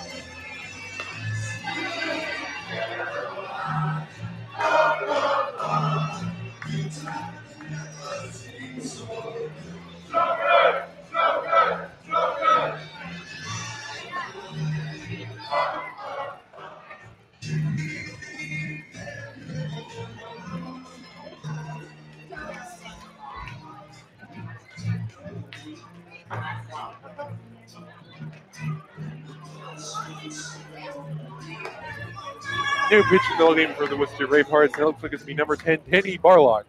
Barlock has appeared in three games for Worcester, pitching 4 innings, giving up 1 hit and 9 strikeouts with a 0 ERA on the season. We're looking at things that's going to do it for Logan Maitland. Having a look at Logan Maitland's line, which has come to a close. We see recorded 2 outs facing 3 batters, gave up a hit and a wild pitch, 12 pitches, and that's just about it, really.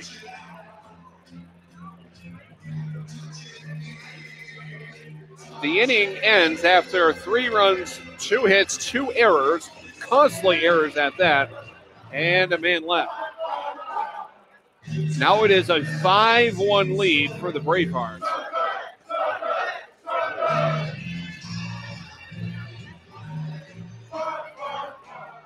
For the Suns, it's the bottom of the 8th, and they have 6 outs to get 4 runs.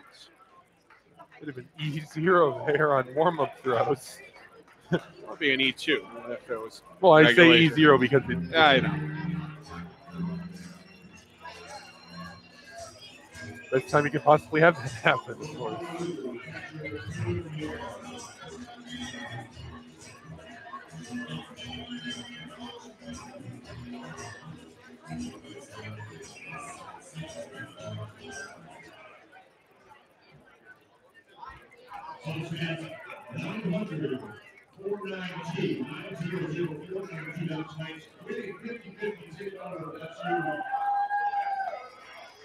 Taylor Mier digging in. He's 0 for 2. He's got a ground out to second and third in the 2nd and 5th, respectively.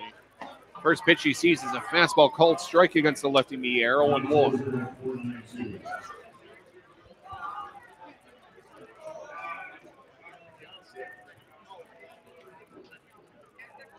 Now the 0-1.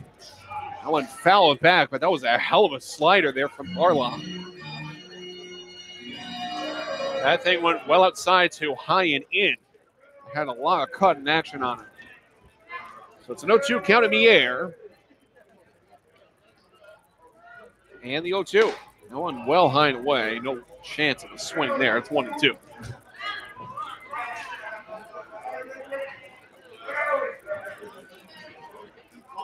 The 1-2. That one is upstairs over the plate. Must have been a little high. Probably a 50-50 ball at that. And the 2-2.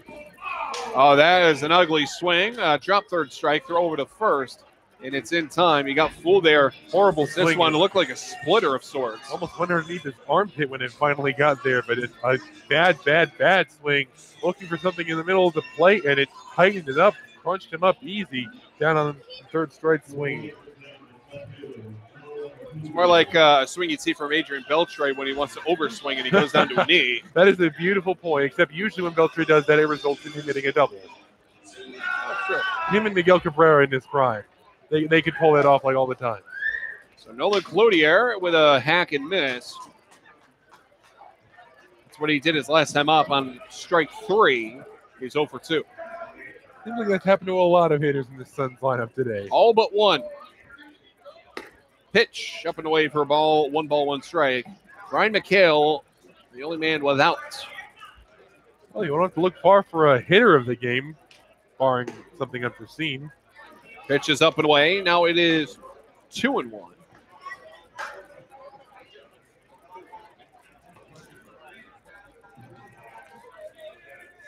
Here's the next pitch. That one right down Broadway, called strike. And now it's 2-2.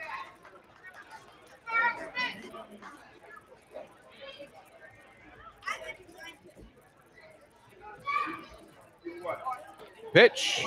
Bring him up. Strike 3 on another breaking ball. This is just ridiculous. So many called and swinging strike 3s on the day for this lineup. It's been very accustomed to seeing them be quite patient, but, well, it's been a little bit too much of that and a little bit too much aggressiveness. They just can't seem to, no one can seem to find their rhythm up and down that lineup. And, you know, that's why we see 1 run on 4 hits. Pitch. That one's in there to Alexander White. Called strike. He is 0 for 2 with a walk. Not to mention the 1 run did come across on a wild pitch, so it's not like it was even driven in. That one is a little high and tight. A ball, a strike.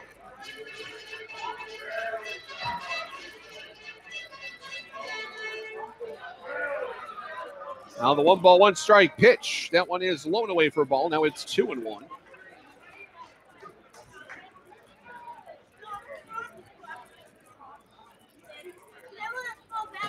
Caught on a miss. Now it's strike 2. Just so many ugly swings. He was way ahead of that one, like way ahead. Pitch. Strike 3 to end the inning. Throws him up yet again. Striking up the side. In order. And like that hasn't, I don't think that's actually happened. That actually has not happened all game, surprisingly. Yes, it has. I mean, up to this point. Yes, it has.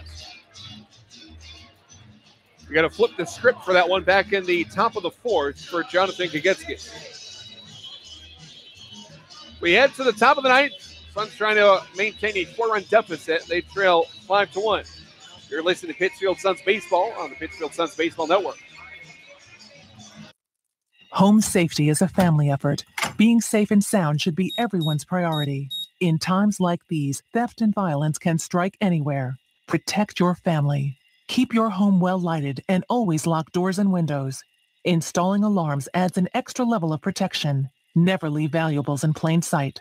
To learn more about protecting your home and family, visit ncpc.org or contact your local law enforcement agency. A message from the U.S. Department of Justice, National Crime Prevention Council, and the Ad Council. They're your friends. They're your neighbors. They're even famous entertainers. They're teachers. Okay, class, settle down. Open your book. They're scientists and astronauts. They're hams. They're 650,000 strong, and they're just like you. Earning your amateur radio license is easy. Just contact the American Radio Relay League at 1-800-326-3942.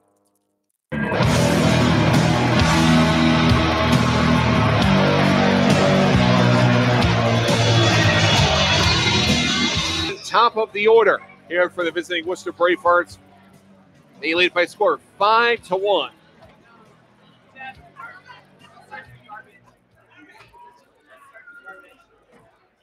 First pitch from Mora, well high and tight. Not nearly as much as Ricciardi liked to see that one. Or not as close as it appeared. There's the 1-0 count. Slapped foul. Third base side, excuse me. And yes, with room, Nunez is able to get there as he trips. We don't usually over the tarp nearly, and he's able to get it. We don't usually see that happen that deep into foul territory, but Nunez just relentless in pursuing that and is able to grab the FP5. Alex Gionis now with 2 for 3 ball. Also a sacrifice fly.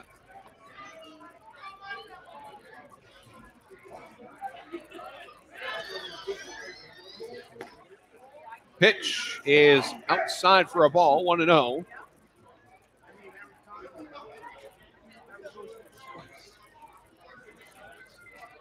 Pitch is low for a ball, now 2-0. True 55-footer in that one.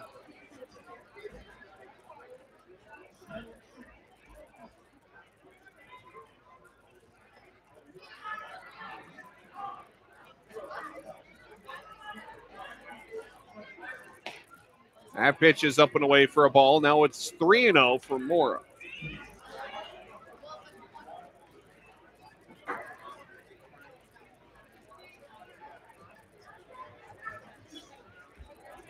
Pitch, that one is away for a ball, and that'll be a 4-pitch walk for Gionis. Pretty casual as well. He never even really took the bat off his shoulders. It's an easy 4-pitch walk. Michael Akari with a big solo shot last inning. It's currently 3 for 4.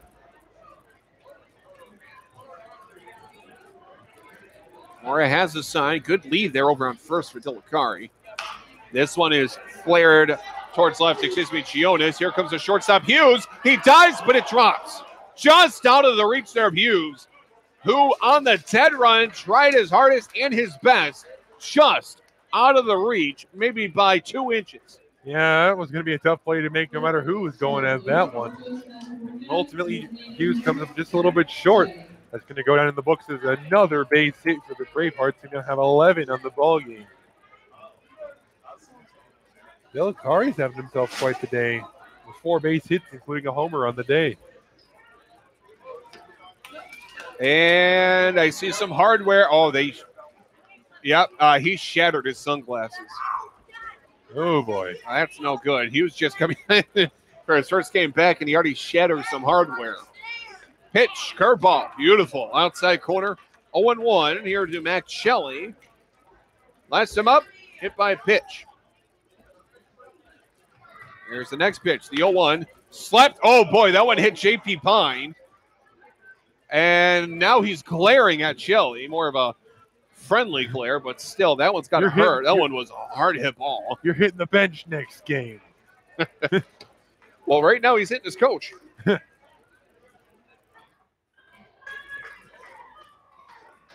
So no 2 count, a man gone. Here's the 0-2. Popped up behind us. I don't think he'll have a play. No. One well behind us. We'll go again 0-2.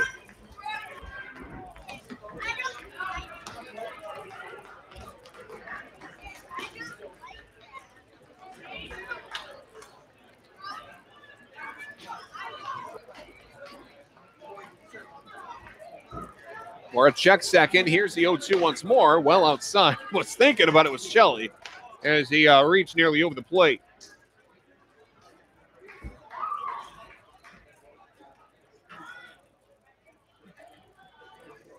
Here is the 1-2. Fastball.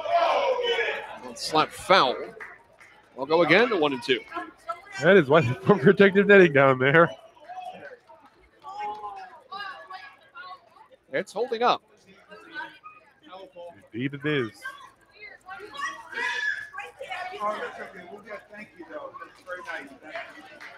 Runners go. The 1-2. That one hit foul towards the third base side. A hit and run. I would assume that was a hit and run try. And it was. Shooting for some insurance runs, trying to maybe put the ball game away. Already up by 4 with only 3 outs defensively left to play.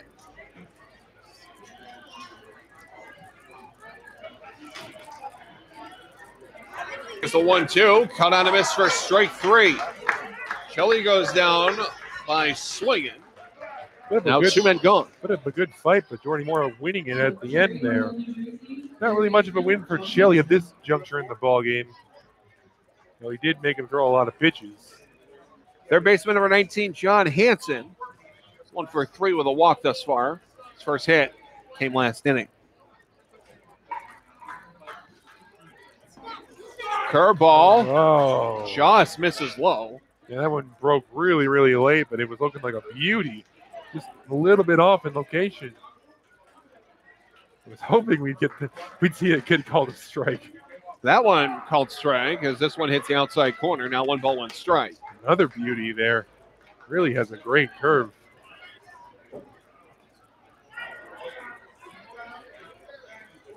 Runner on second goes as this one's hit towards third, and it goes past the third baseman. Rounding third is going to be Gionis, and that is an RBI single. The stolen base works because the third baseman Nunez was out of position. Otherwise, he would have been right there to end the inning. Instead, it's an RBI single grounder that goes all the way to left field, and now it is 6-1. If you're looking for a quick insurance run, they tried to hit and run earlier, didn't quite work out. Getting it to work to perfection. As he said, Billy, the stolen base put Nunez a little out of position, and if that hadn't been the case, it would have easily ended the inning there. With 2 outs, it's very hard to see the reasoning behind it. And that one is foul tipped. They want insurance runs. Stealing second to get to third with 2 outs. I mean, it worked out. It did. It worked out actually perfectly. But I mean, if they hadn't had the stolen base on, it would have been a ground out to end the inning. The 0-1, that one is flared foul. Third base side out, play off the roof and onto the concourse. 0-2 is the count. Here to the lefty Gonzalez.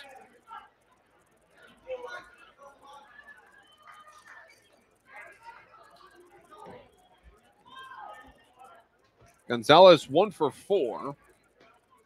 Make it 1 for 5. A swing and a miss. Third strikeout in the ball game for Gonzalez, but again, he does have a solo shot. 1 run comes in off 2 hits. No errors and 2 men left. Suns, 3 outs to get 5. We'll be back with the bottom of the 9th as the Bravehearts lead it 6-1. You're listening to Pittsfield Suns Baseball on the Pittsfield Suns Baseball Network.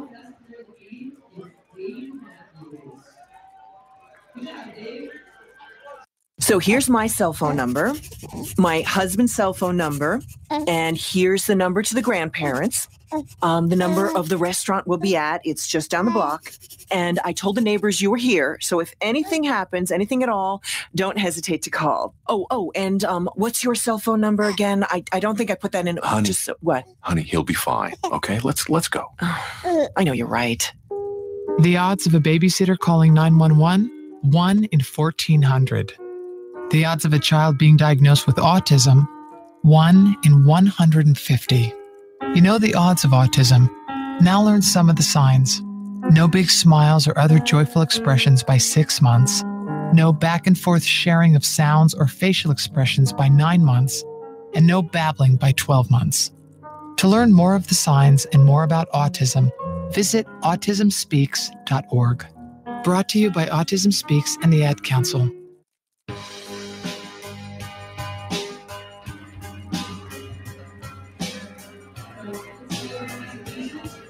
Bottom of the ninth, right fielder number 18, Chad Shade. He is 1 for 3 on the day. Stolen base in the first, also caught stealing in the first, but since he has struck out twice, looking to reverse that logic.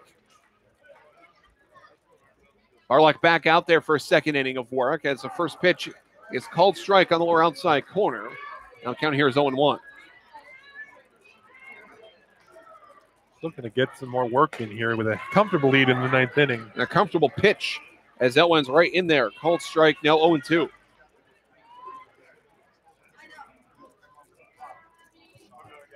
Pitch high and away for a waste pitch. Now 1 ball, 2 strikes to Chad Shade.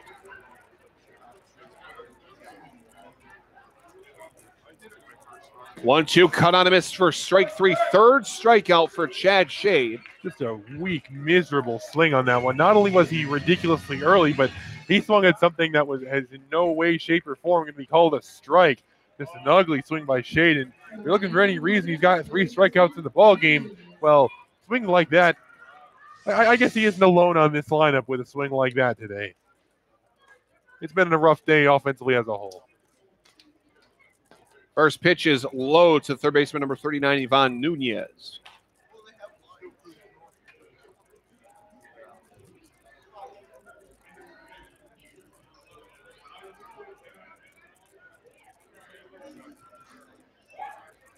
That pitch, well, that one clips the lower outside corner.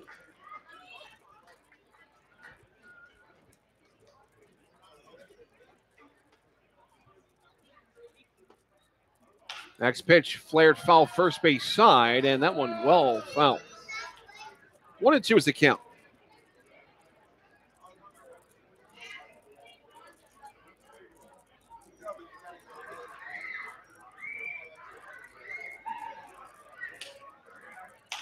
Yet again, fouled out first base side, and I think that one might have broke his bat. Looks like it did, yeah. Looks like it didn't. Oh, well, he was holding it like it did. He gave it a good old whack right behind home plate, but it appears that it's still solid. See how much longer that lasts. 1-2. Just misses low and away. Good pitch from Barlock, but just missing. Now it's 2-2.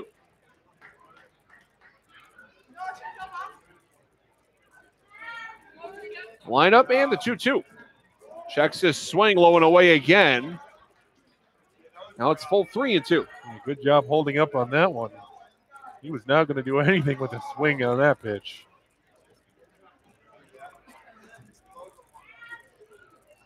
Here comes the payoff from Barlock.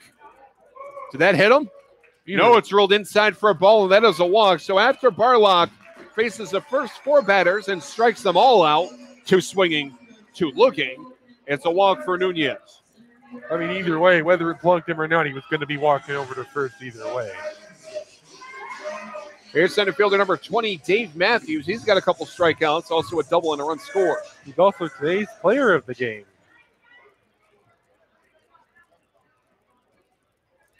Pitch is outside for a ball. Count here is 1-0.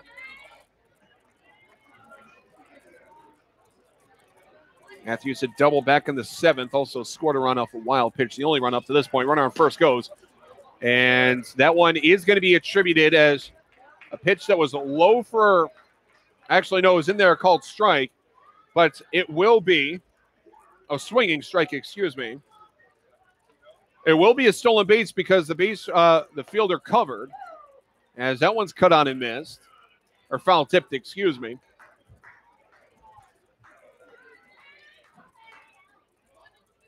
The catcher was about to throw to second, and also the fielder covered. At this point, with a 5-run lead, you shouldn't have even done it because it would have been a defensive indifference. Now the 1-2. Now on upstairs. Evens count, 2 balls, 2 strikes.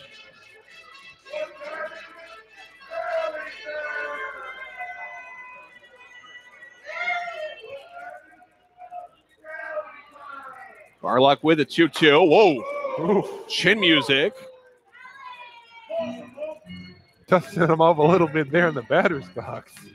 Gee. Had too much chin action here. To Gagetskis, number 1. A third of the hits nearly took his head off, that being 4. Been that type of day, I guess. Payoff. Well, we'll have another one with insurance, or I should say interest tacked on. By that, of course, you get nearly getting pelted a handful of times, and we've seen that. It happened to Suns hitting a few times in this game, and they're down by a whole lot. Has not been the greatest of days for the Suns as a whole. Once again, the payoff. That one cut on a miss for strike 3. Third strikeout in the ball game, and a little bit of trouble here from Matthews and the catcher here. Home plate umpire Anthony Enzoro pushing Matthews aside. Oh, it's been a real frustrating day. He struck out for the 3rd time in the game. Had a little bit of chin music in that one. He's had really tough go of things at the plate, and that kind of spawns emotion. And I'm not saying that's appropriate. I'm just saying, it can kind of breed that type of thing, and really just walk away and take a deep breath. And the first pitch fouled off as the Suns are down to the final. This is Brian McHale.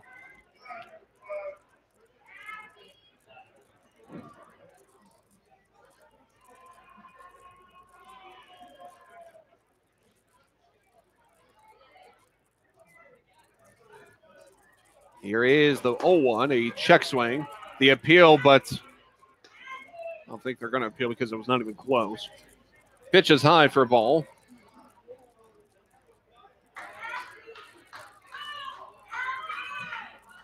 Ball is strike 2 gone.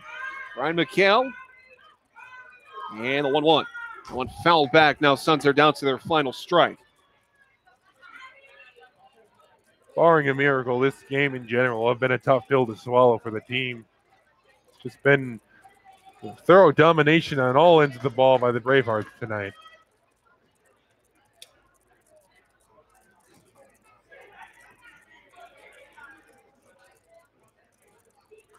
From the stretch, Barlock has a sign.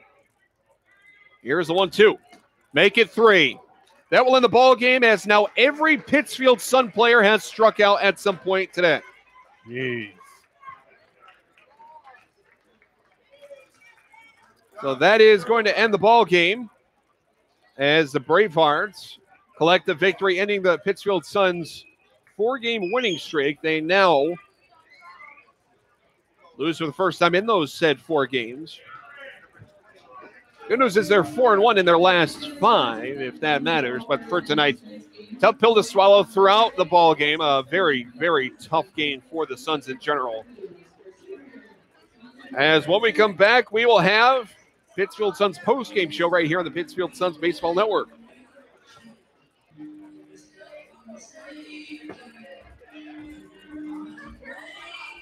Are you prepared in the event of a disaster? I'm Jim Cantori, reminding you that the best way to make your family safer is to be prepared before disaster strikes. First, build a disaster supply kit with enough supplies for each family member for at least 3 days. Next, make a family communication or evacuation plan. Finally, stay informed. Listen to local radio and TV reports when disasters are imminent. For more information on how you can be Red Cross ready, contact your local American Red Cross chapter or visit redcross.org. You suffer from the heartbreak of brain rot, feeling bored, sluggish, listless, not had a new idea in days, using electronic gizmos without a clue why they work. Now there's help. Ham radio, guaranteed to stimulate your corroding neurons and open a whole new world of excitement. To learn more about ham radio, go to helloradio.org. Side effects of ham radio usage include mental stimulation, desire for education, new career paths, understanding of technology, and cases of addiction have been reported. If you experience any of these symptoms, you're welcome. Ham radio. It's not your granddaddy's radio anymore.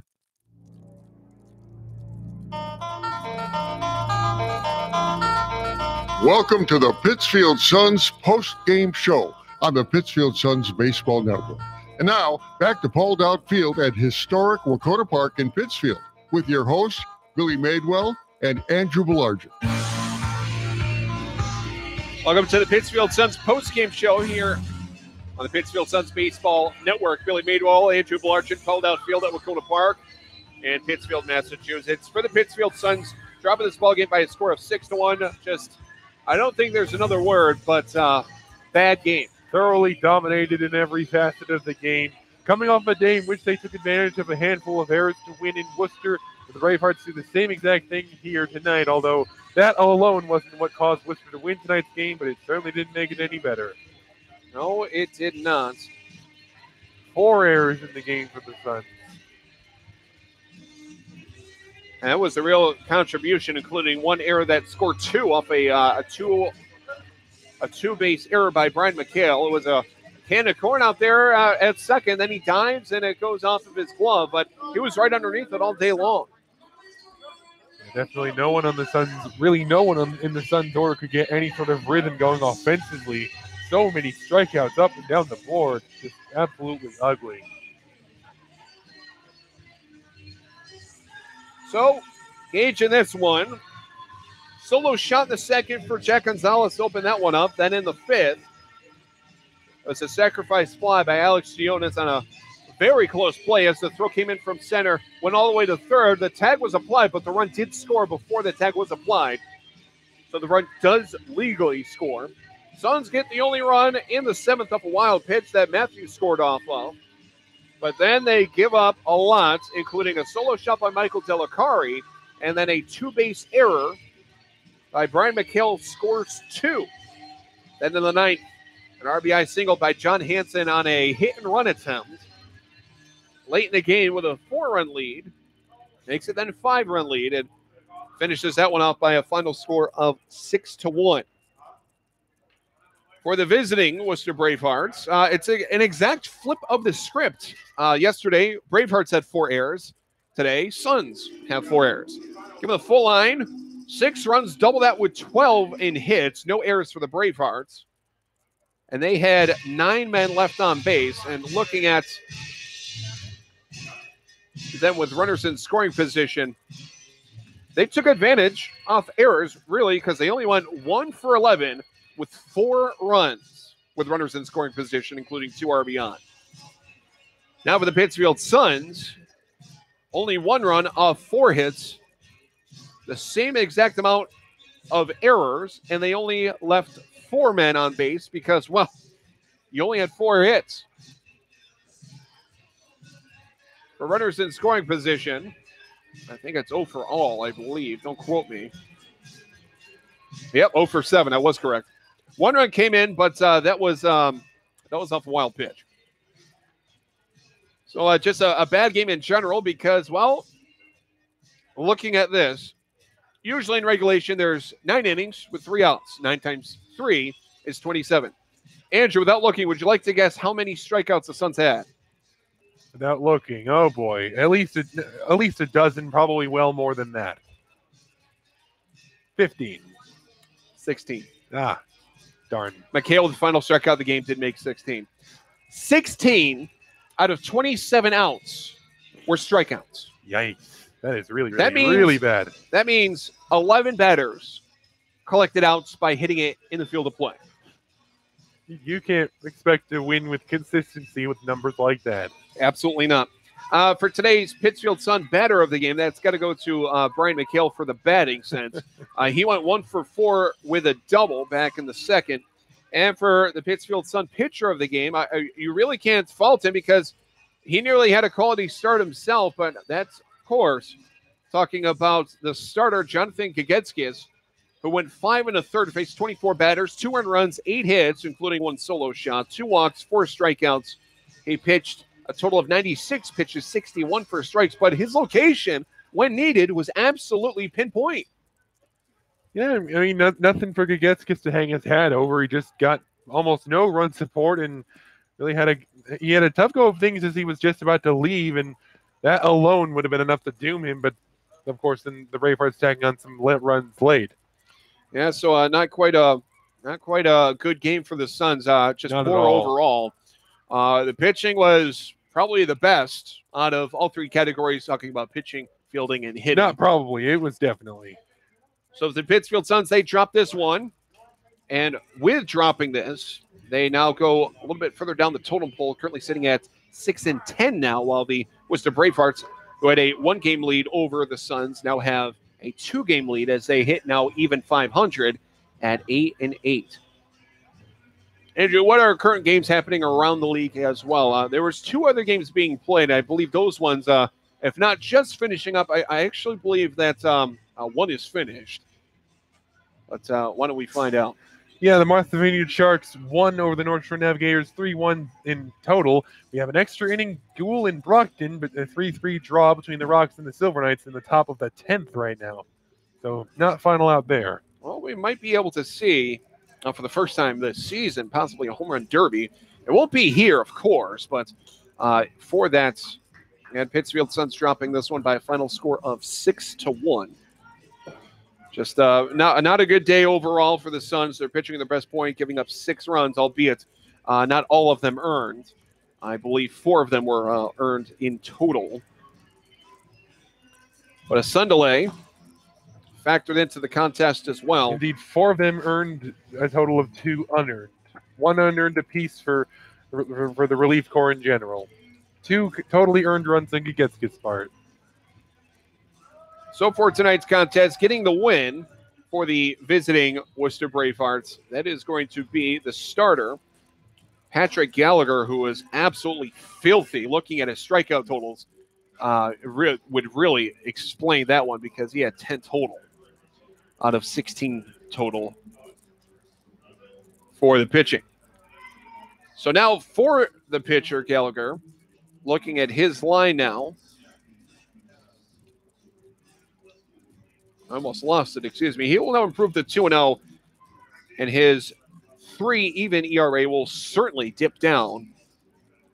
Getting the loss is going to be Jonathan Gagetskis. And for Gagetskis now, he's going to drop now to 0-2. Getting the hold is going to be Maitland, that being Logan Maitland. There is no save that was qualified for. So finalizing this one up, Andrew, what are your final thoughts on tonight's contest heading into the next home game, which would be Wednesday? Suns really taking a lump in this one. I guess games like this happen. It's a very long summer. You can't play at your pristine condition every single game. So this is that mulligan really that you afford the team without panicking. But of course, this really can't afford to happen with any sort of consistency, or the Suns are going to have a really tough time this season. So you really just look forward to the next few games. It's as Brandon Schleek has told me, just take it game by game by game. And well, the Suns put this one behind them and just sort of show up for the next one and try to forget that this one ever happened. This ball game started at 6:06, and there was a sun delay between 7:36 and 8:01 for a 25-minute sun delay. The ball game ended at 9:05 for a game time total of 2 hours and 36 minutes in front of an unofficial line of crowd, well over 1,000, I have to assume. The next game for the Pittsfield Suns, they have a double dip tomorrow, and that will be in Bristol, and that will be at Muzzy Field. And for the starters, first game is slated for Brian Johnson to take the mound, and the next game, the second game of the double dip, there'll be Joey Rogers, both against 7-inning contest for the scheduled doubleheader. Then on Monday, they have a game in Lynn, Massachusetts against the North Shore Navigators. Off day Tuesday, the next game that you will hear us from, that will be Wednesday. Pittsfield Suns face off against the Bristol Blues at home for scheduled first pitch at 6:30, and the pregame will be set at 6 o'clock. Ladies and gentlemen, thank you so much for making us a part of your evening, and it looks like that will do it here at Paul Dowd Field at Wahconah Park in Pittsfield, Massachusetts. That will do it for us, ladies and gentlemen, for players, coaches, umpires, and fans. Alongside Andrew Belarch, this is Billy Madewell signing off, saying thank you for listening to Pittsfield Suns Baseball, the Pittsfield Suns Baseball Network. Thank you very much, and we'll see you on Wednesday night. Thank you for listening to Pittsfield Suns Baseball on the Pittsfield Suns Baseball Network. Please join us next time for more exciting baseball action from Paul Dowd Field at historic Wahconah Park. This play-by-play broadcast of Pittsfield Suns Baseball was a production of the Pittsfield Suns. Any reproduction, retransmission, or other use of the accounts and descriptions of this game without the express written consent of the Pittsfield Suns is strictly prohibited.